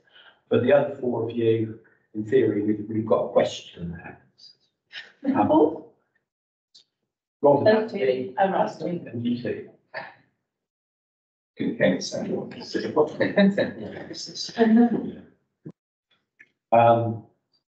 Yeah, So that it's, I don't see it as a, oh my God, we've got forward to 4 years, and therefore we must instantly sack you all. But it's something we need to make sure is addressed as part of a conscious effort rather than yes, just flows on. Are you limited to the number of members you can have? It's, the terms of reference are set up as 6. Okay, And to change the terms of reference, we would have to go through the council. it would, but it might be a sensible thing to do, really, so looking for. You've got to bear in mind that as well as the 6 on the committee, on the board, there is also the committee as well. Yeah. And within the board, we also have an additional legal responsibility to make sure that there is an even representation between employers and members, and therefore you have to increase in twos. And it's fair to say that I know you'll all find this unbelievable as you're here and you enjoy it so much, but getting members, filling up committees and board is not quite as straightforward as it perhaps should be. And getting engaged and enthusiastic members. We're doing all right. Yeah. I would say we're in a better place on that than we have been for most of my tenure. And then the January meeting, I have input the review of the investment strategy. Yes. So obviously there will be these informal discussions. Yes. Ongoing, but the first time I produce a document that we can sort of all Talk about, yes, about in a formal setting would be that. yes, With the initial plan being that you would review it at your January meeting and then it would go to the March meeting of the committee. Yes. For formal approval. yes, Obviously then, if board or committee aren't happy with it, then that's Yes. sort of so threat of the future. working back from that, at some point, we need diary dates, don't we? I need to get my arse in here and get a date in the diary to make. Something I will add to the business plan. I personally really benefit from going to the local government pension scheme conference run by the Yeah. Pensions and Long-Term Savings Association. So I would like to report back, if I'm allowed to go again, I'd like to report back at the June meeting, just what key Yeah. findings. Yeah, that's What absolutely occurred. fine. So we'll add that into the Yes, June meeting. I won't change the document. No, I mean, I can say what I like, With it. with it, you said. But I know Rod, you've been before, And and Simon's been as well. the agenda is out and I'm basically, I've been part-time for the last 2 weeks because it's the school holidays. Okay, yes, So it's on my list for next Okay. week to send an email to all of you. The only thing that's it, I mean, I go along with Simon, the car and stuff, and, you know, it's useful that we sort of get some ideas, and that has been on for so long as well. I think it's good that we all Yeah. keep an eye on it, because we all take different things from it. yeah, And yeah. that's the point, really, because, you know, you can't take it all in, but. And Well, something. You get to get someone who's not me and make sure that I'm vaguely happy with things sensibly. Oh, and the other thing I wanted to talk about is, our training and the training needs assessments and the tests Yes. that we all did. So. While doing, So there's a piece of work for me to do now to collate all that in terms of reporting to the annual report. For this year, effectively, the informal days on investment strategy. Yes. Will be the main thrust of training for the year. yes, So I will not I'm not anticipating providing additional training beyond what we need for that, those particular, that sort of process. yes, Obviously, then there's the general sort of, I will inform you of conferences. Please consider them, please go where you can. Also I have circulated, for those that can and are interested, Brunel's yes. engagement day, Which which is is, at Trowbridge, Yeah. just down the road from me, yes, so you're happy. yes. I'd like to go to that as well. Well, yeah, absolutely. I mean, I've sent you all of the date just so you can consider it and get it in the diary. Obviously, other than travel, there's no cost for that at all. So please, as many of you as feel you can, please come to that. What about the employer day, going back to what Yeah, Rach was saying about engagements? I need to sort that out, and yeah, that's, Because I'd like to attend that, even though, you know, not as as an employer, but as just to hear what their questions are and what's being talked about. As and when I ever get. Yeah, sure, fine. Yeah. No, I completely understand, but those are all just things that are on my radar, really. Oh, the other thing, I completed the, I can't remember who sent it to me, but it was a survey about who I am and my position on the board and diversity and inclusion. And I've had the report back from that looked at, I think, pension trustees mainly. And the report was quite damning in generally, people looking at pensions are male, around the age of 55 and without disabilities, and I don't know what we do with that information. I don't know how we can use it to affect our makeup and our structure, but by and large, a subset of our society is making decisions about pension. This will just come in on that. I mean, one of the interesting things that I've had, I'm in my 70s, and I'm a comparatively young person on that group. And what this does me a little bit is that I consider myself able to deal with living, but it does go to my, but I have to say that they're all very, very astute, you know, even though they're in their 80s and maybe even 90s. There's quite, I mean, I think you agree with that, wouldn't you? Yeah. Because one of the people who I met, I worked in County Hall back in the 1970s, and he was, the gentleman I spoke to, he worked alongside my boss, a chap called Hollydrake, who I presume he's no longer with us, because he'd probably be over well in his hundreds, but he was working with him, and I found very strange that he was, but as I say, very astute, sits on a number of boards, but the point you're mentioning, he would be well into his 80s, maybe 90. But I don't know how you can get around that structure. No. Well, and yeah,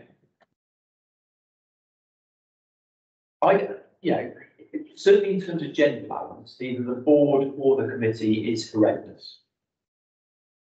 Yeah. Age balance, we're probably not great on either. Pulling down the. Yeah. Like that, Well- heavy lifting there. Rachel mentioned she started working at 84, that's where I was born. We're doing very well on engaging, really, because as you said, to engage younger people with pensions. Yeah. And then they try and go and get them sit on the board. So, but Right, what's that? ultimately, I sort of refer you to my comments earlier. that, Yes. Yeah, at the end of the day, we are restricted by the various methods that people are appointed. So if I talk specifically about the committee, where there's virtually no discretion. Yeah, the vast majority of the committee is councillors appointed by council. So council cannot be sort of control its diversity per se, because that depends on the election. Who gets elected, yes. And then, Yes. council has quite a lot of problems, and then filling all of the committees across the council. And we're doing it by proportionality as well. And they have to do it by political proportionality, so other things in specific committees, have to go by, Yeah, so and it's certainly not the committee or hamstrung, aren't we? made by, Yes. the police's position is provided by the police. Yeah. They, the union position is still vacant, but is that the prerogative of the unions? Yeah, so we don't get a lot of discretion. And so actually, I think the only place where we have true discretion is on the member positions on board. That's the only place where we have a applicant and interview process. Suppose just playing back though. So then we're not making decisions that can be based. So for example, we're not making investment decisions for where do we invest in the local community. If government has its own way, we have to start investing in the UK, we may actually want to look at improving our diversity record and all the rest of it, because it may influence some of those investment decisions. But if you take that out, I'm not sure what difference check, we have very little influence on the funds we invest in. So that's why I said, I'm not sure what we do with that information, but it was interesting information. Yeah. Yeah, unsurprising. Unsurprising, yeah. Good, I think that brings us to the last item on our agenda, which is a big one, which is our review of the pension fund administration strategy. And I'm going to hand it over to Rachel. No, Shirley first. Hi there. Sorry. Hi. Thanks I've for got- holding on. That's okay. I'll try and keep my bit as brief as possible to allow as many questions to be responded to. So as Anton mentioned earlier, this was the paper was delivered at the fund committee by Rachel Lamb, who's also joined us on the meeting now, and the committee have delegated the sign off of it to Councillor Coles, with the caveat that the questions we understand the board wish to raise to are answered, and there aren't any substantial changes that we're going to have to make to the strategy. I'd like to just follow that up with a couple things, which is we know our approach is becoming stricter. However, we believe it is required to ensure that we continue improving performance and that we always try to engage and work with the employers and support them with any issues that they may have. We have had meetings with some employers already and have others in the pipeline, and the responses to the proposals have overall been positive, even with those that are struggling to meet the deadlines. And we're working on sort of IT solutions that can help them, that have helped other employers as well, to actually to make sure that we do the best that we can for all our scheme members. And this is why we've also been developing the employer reports as well, because at the moment the employer and communications team have constantly every month been having to spend a large proportion of that month chasing employers for information. Since we mentioned the changes that we were hoping to bring forward, including the fines, the number of cases that we have outstanding have reduced. And currently we've got about 600 cases though that are outstanding. The large proportion for the Somerset Fund are ones where we believe the member has left because we haven't had care information for them given to us on our normal monthly sort of reports that we have from employers. And though most of those are within the last financial year, there are some odd cases that go back to 2018-19. But overall, the queries we do have are about 3% of the active membership within the fund, and the employers that have outstanding cases cover about 16% of the number of employers, so about 34 employers out of the 210 employers we have with active membership.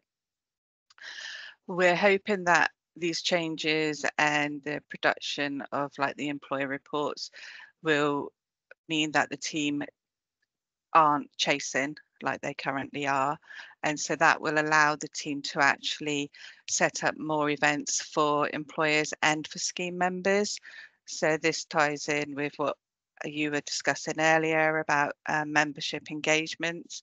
We're aware, as Anne said, that the engagement, people don't look at it until like 5 years into before retirement as such to try and alter things. So we're trying to set up events where we can help scheme members sign up to different things, check out their records, discuss with them how the scheme sort of benefits work, what the options are, sort of protections for family as well, and also show them that with the new member self-service that fingers crossed will be going live in the next couple of weeks, there is also a financial planning tool there which looks at if somebody wants to have a basic, medium or luxury retirement and how much monies that they would need to put in, not just with the LGPS but what other finances they have external to that.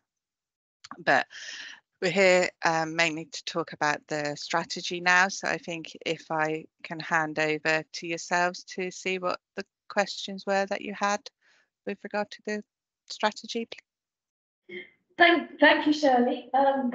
Rachel, do you want to fire off? So Shirley, I'm going to make a statement rather than ask questions, I think. So, and I'm hoping this will then provoke questions from my colleagues around the table. So, as a board member, I do not recall any proposals or discussions about a fine structure being implemented, and it was therefore a surprise when a colleague attended last autumn's employer session to be told of significant changes. To add to this, there was no track changes document available in the timeline for consultation covering the prison period of 4, especially as payroll officers have a difficult task of implementing significantly backdated payroll audits within the time. As one of the Somerset Council consultation respondents and as the manager responsible for meeting a lot of the data requirements, I continue to be very disappointed with the proposed implementation of fines, the timescales set in the employer requirements and the tone of the strategy. Having read the summary of responses provided in the papers relating to this agenda item, it is clear that the Somerset Council are not the only employer concerned with the changes being proposed in the scale of the fines. The responses speak for themselves, but sometimes scales are unachievable and employers have given reasons why. I accept that some changes have been made to the original draft, but they do not cover the concerns raised fully, and the solution of a mid-month report, one data request, just puts more strain on the team, whose prime concern this time is processing payroll, and will also result in inaccurate data being provided, as you will see leavers who are not leavers because they've obtained another job within somewhere else in the employer. Fines have been described by one employer as ridiculous, out of all proportion and unjustifiable. I agree with this, probably not quite strongly, but I do challenge how costs are being incurred by the pensions administrator when they do not know something is wrong until they receive the data in some cases. Yes, they have less time to meet their obligations, but are the daily charges reasonable? Regulation 70 states that the administering authority should provide the basis on which the specified amount is calculated. I would like this to be provided as soon as possible so that the board can review, and I would suggest each breach needs to be looked at on a case-by-case basis with the additional time taken and documented so that employers can understand the charge they have received and have a basis to challenge as appropriate.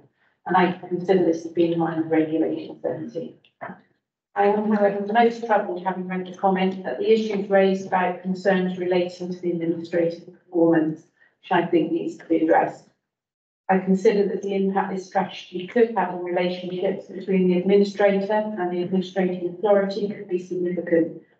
The public sector is a hard place to work right now, and imposing a set of rules that is clearly unachievable for some is not the best approach.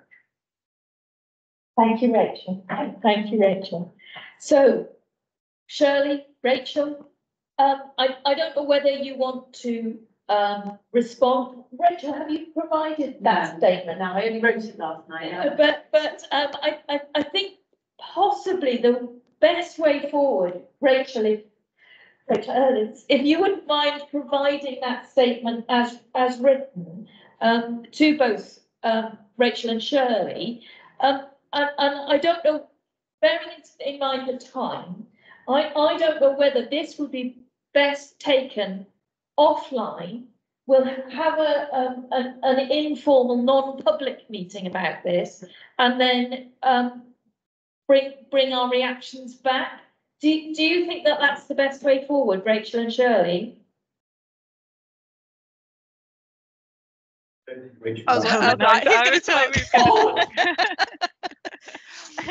I'll let you speak, Rach. Okay. I'm happy with what you've suggested there, Anne. Yes, happy with that approach.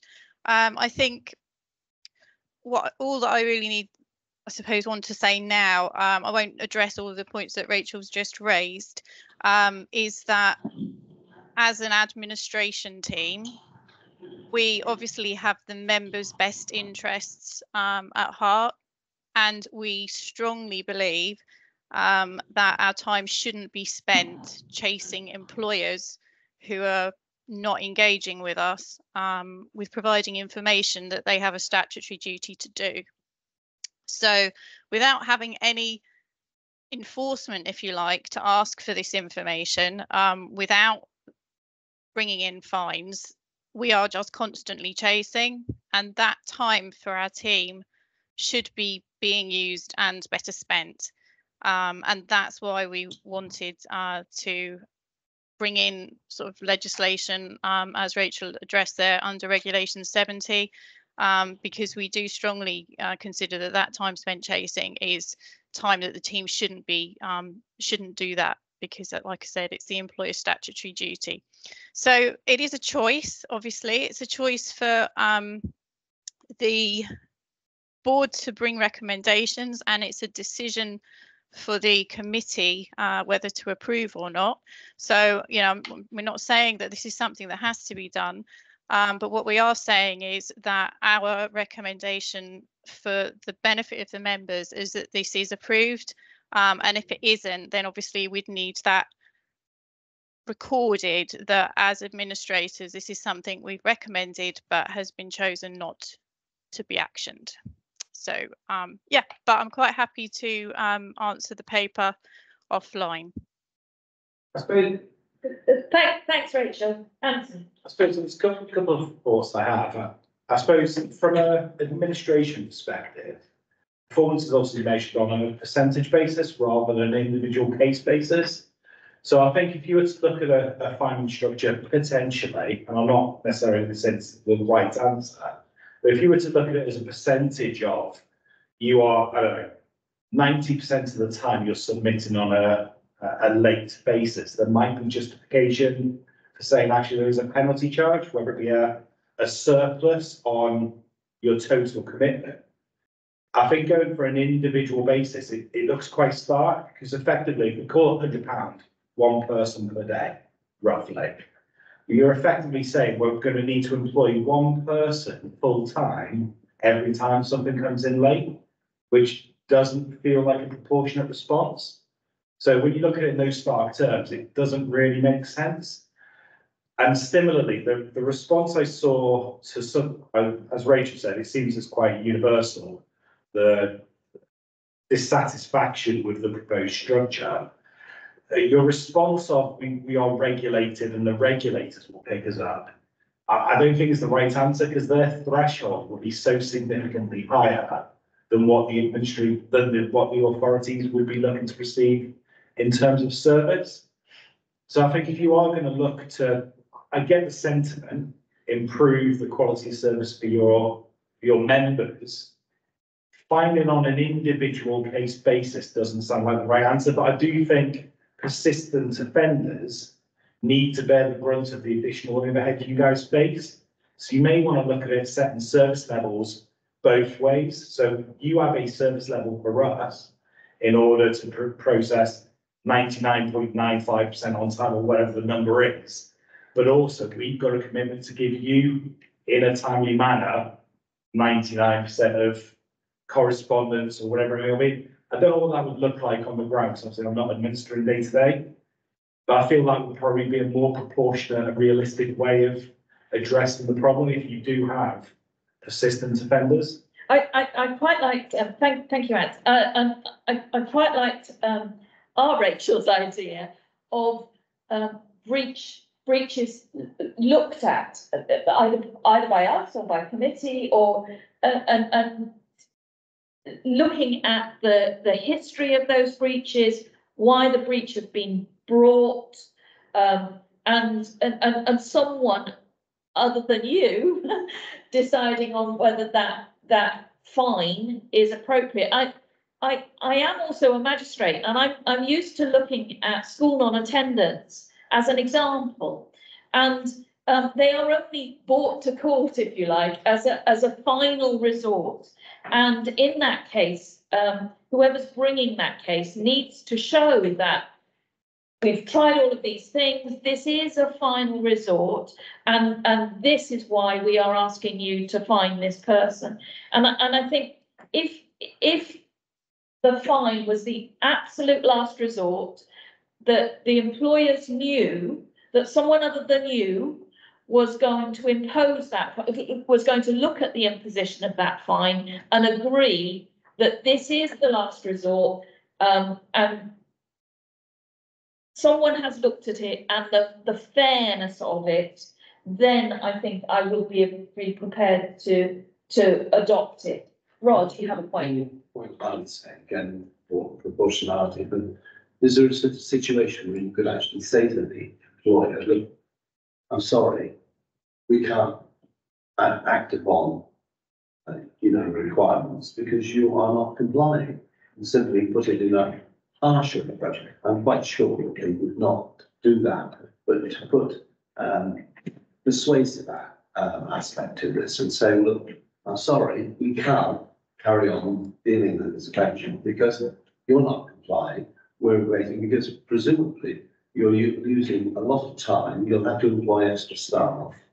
And, this is a policy, not just for one person. If you've got one firm that's not complying, then they need to be taken to task, and perhaps even publicly exposed. I mean, that's the other part of it. It's a pretty harsh attitude, but there again, we're looking at the whole system, and if you get one or two people who are not complying, persistent offenders, you're going to get it's in their interest as well, because it's something they're providing for the employee. So perhaps that might be a harsher and perhaps even a letter and exposure, or even explaining to the actual recipient actually that their firm is not complying. So can I just come in and yes to respond to some of that information? So when we look at an employer, and as I say, out of 210 employers currently, there's like 34 that have outstanding cases, and the outstanding cases currently are around the 600 mark out of 20,000 plus active membership. So when we look at a particular employer and think there is an issue or that there is data missing, we will actually be contacting that employer and asking them to help us understand why that position has occurred, whether we need to support them with their understanding. As somebody has mentioned, is it a one-off case or does it reoccur every month, every second month? And also with that, we have set out a document where we will be meeting with that employer and setting out, if they can't meet sort of like the deadlines, agree an extension to that deadline, not every month if it happens all the time, but initially agreeing that extension to see how they can improve their systems and get things to work, and provide us with that data. It could be that it's a new person taking on the payroll position, so they need to learn certain things, so we will support them within that learning, and we will have a deadline set with them for when that information is required. As long as they meet that deadline, there wouldn't be a fine.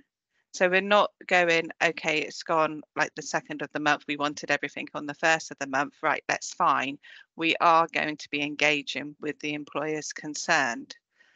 And I also, the amount of employers across both funds that actually commented on the strategy and the changes were 29 employers out of over 400. And with the Somerset Fund, so if you say about, that was say 14 out of the 29 that came back, a large proportion came back and said they would go with their payroll contractors view, which at that point we hadn't had. So, you know, it's whether they had that information in hand. To respond to that final point, Shirley, we did send our response to our clients and ask them to comment if they felt necessary and support us. And obviously advise us if they didn't agree. So I know some of them did sign on, but I do think for this sort of thing, you have to think you're a problem, don't you, to respond. And I think my biggest concern is I don't think Somerset Council can meet these requirements no matter what we do. I just don't believe that there are areas of the refining schedule that we can meet month after month after month. I think that, and we gave you some examples of that, and that is what concerns me, is that it might be a chat and it might be try and get it right, but I don't think we can ever get it right, and that's my biggest concern here. That you're setting yourself up to fail. Yeah, I know we are set up to fail if we do this. So, but I think that's something we can take offline again and talk to. Can I just say the other thing is the targets have been met. And the thing is, perhaps, who's setting the targets? Are we too optimistic about? Well, I think some of those are set by regulation, but Rachel or Shirley, do you want to comment on the targets that are being set? Yeah, oh, sorry, Cheryl. That's fine. Yeah, we are set by the occupational pension scheme, and within that there's the disclosure regulations. So there are targets set which are referenced on our board reports, at the top of the board reports, and there's a link on there which you can have a look at. But basically what we've tried to do is be as fair as possible with employers in order that we can meet our statutory duty as well. So we've tried to go halfway, or in some cases a little bit more than halfway, because otherwise we, like you've just said, it's setting you up to fail. We would have the same problem, because if that data comes in later, we wouldn't be able to meet those statutory requirements ourselves. So there is an element of compromise here, obviously, because as well as you needing as employers, as the 400 employers needing time to get the information to us, and I'm saying 400 because I'm talking Devon and Somerset, sorry, not just Somerset. We also need the time for the team to be able to do the calculations, which, as I'm sure you're aware, you know, some of them are quite complex. So it's not a case of just it comes in and they do it. In order that we can then meet our statutory requirements, which is why we've made mention of the pension regulator and breaches in the strategy as well. Because if we're not able to do that because an employer is not providing the information, the purpose of the employer reports is to start tightening up on that as well. So if it's highlighted in an individual employer report that they are constantly missing deadlines so that we then can't meet our statutory requirements, we would then have to consider reporting them as a breach to the pension regulator as well.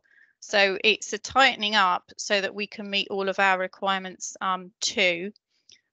Just to say on the fees, I think we did explain that part of the problem is the rest of the Southwest. I'm going to stick it to the Southwest at the minute because that's where we're most likely to have a sort of an overlap of payroll providers.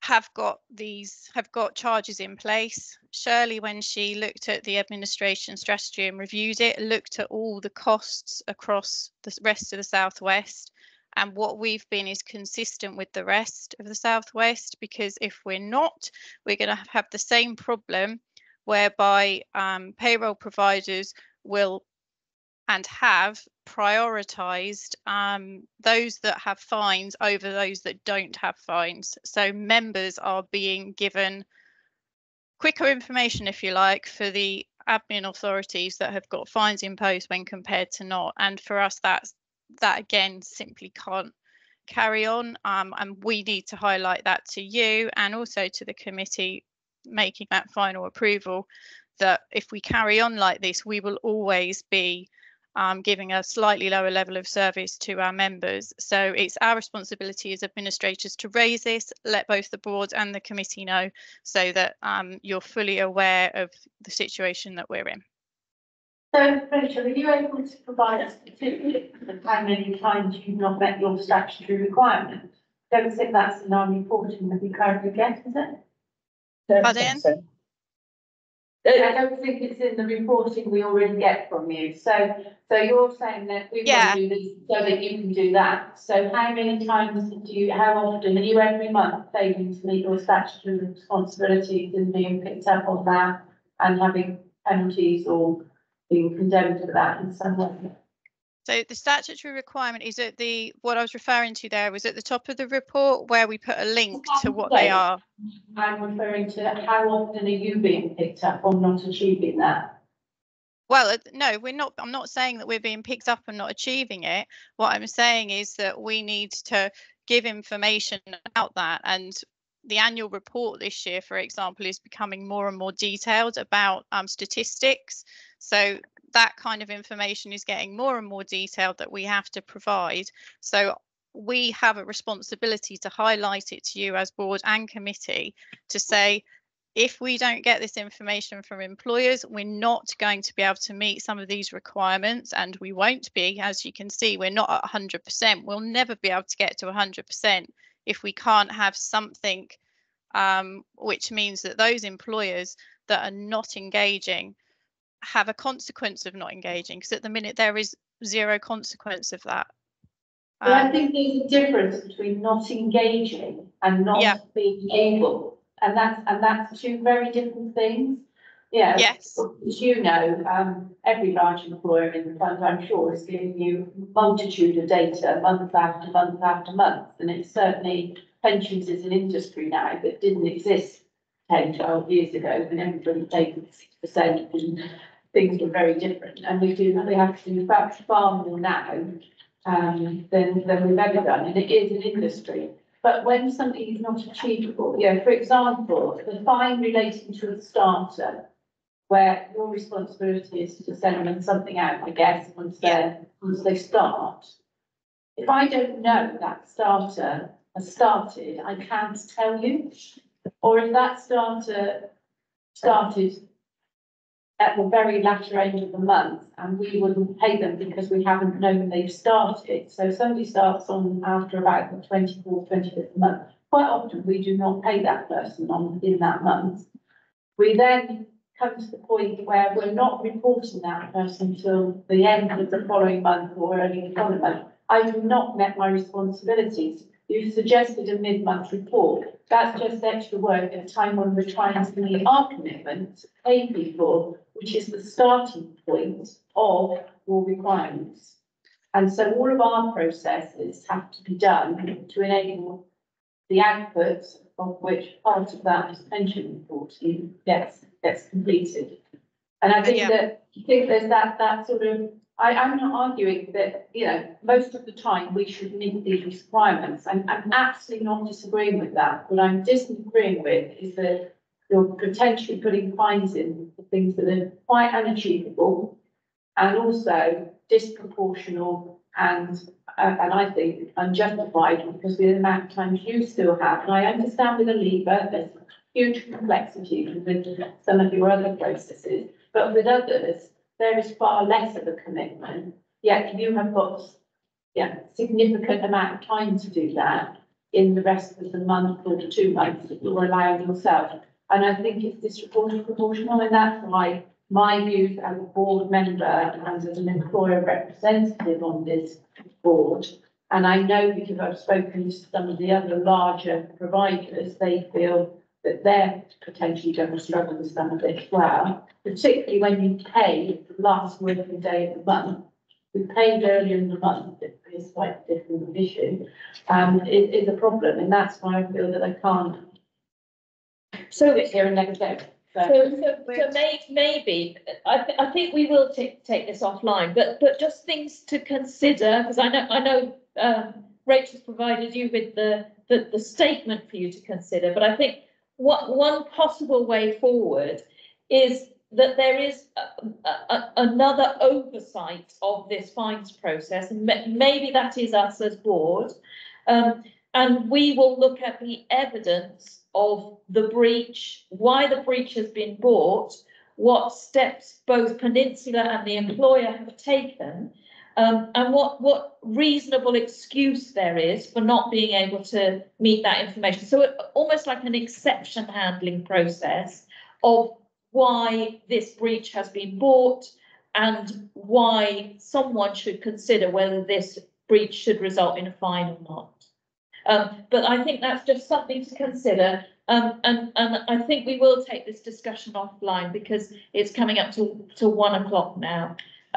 If we're all in agreement, do we think that's a sensible way forward? Can I just say one? Yeah. One thing, what worries me is my perception is you're getting fined for not getting information on time, but it doesn't seem to me that Peninsula are actually failing on their statutory one.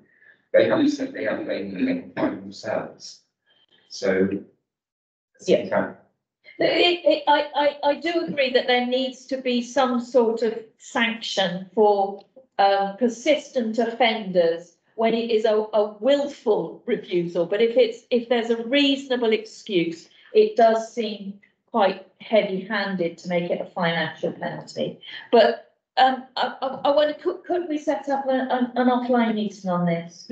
Absolutely. Okay, so at that point, we will draw this meeting to a close, and I look forward to seeing you in June. Thank you. Thanks.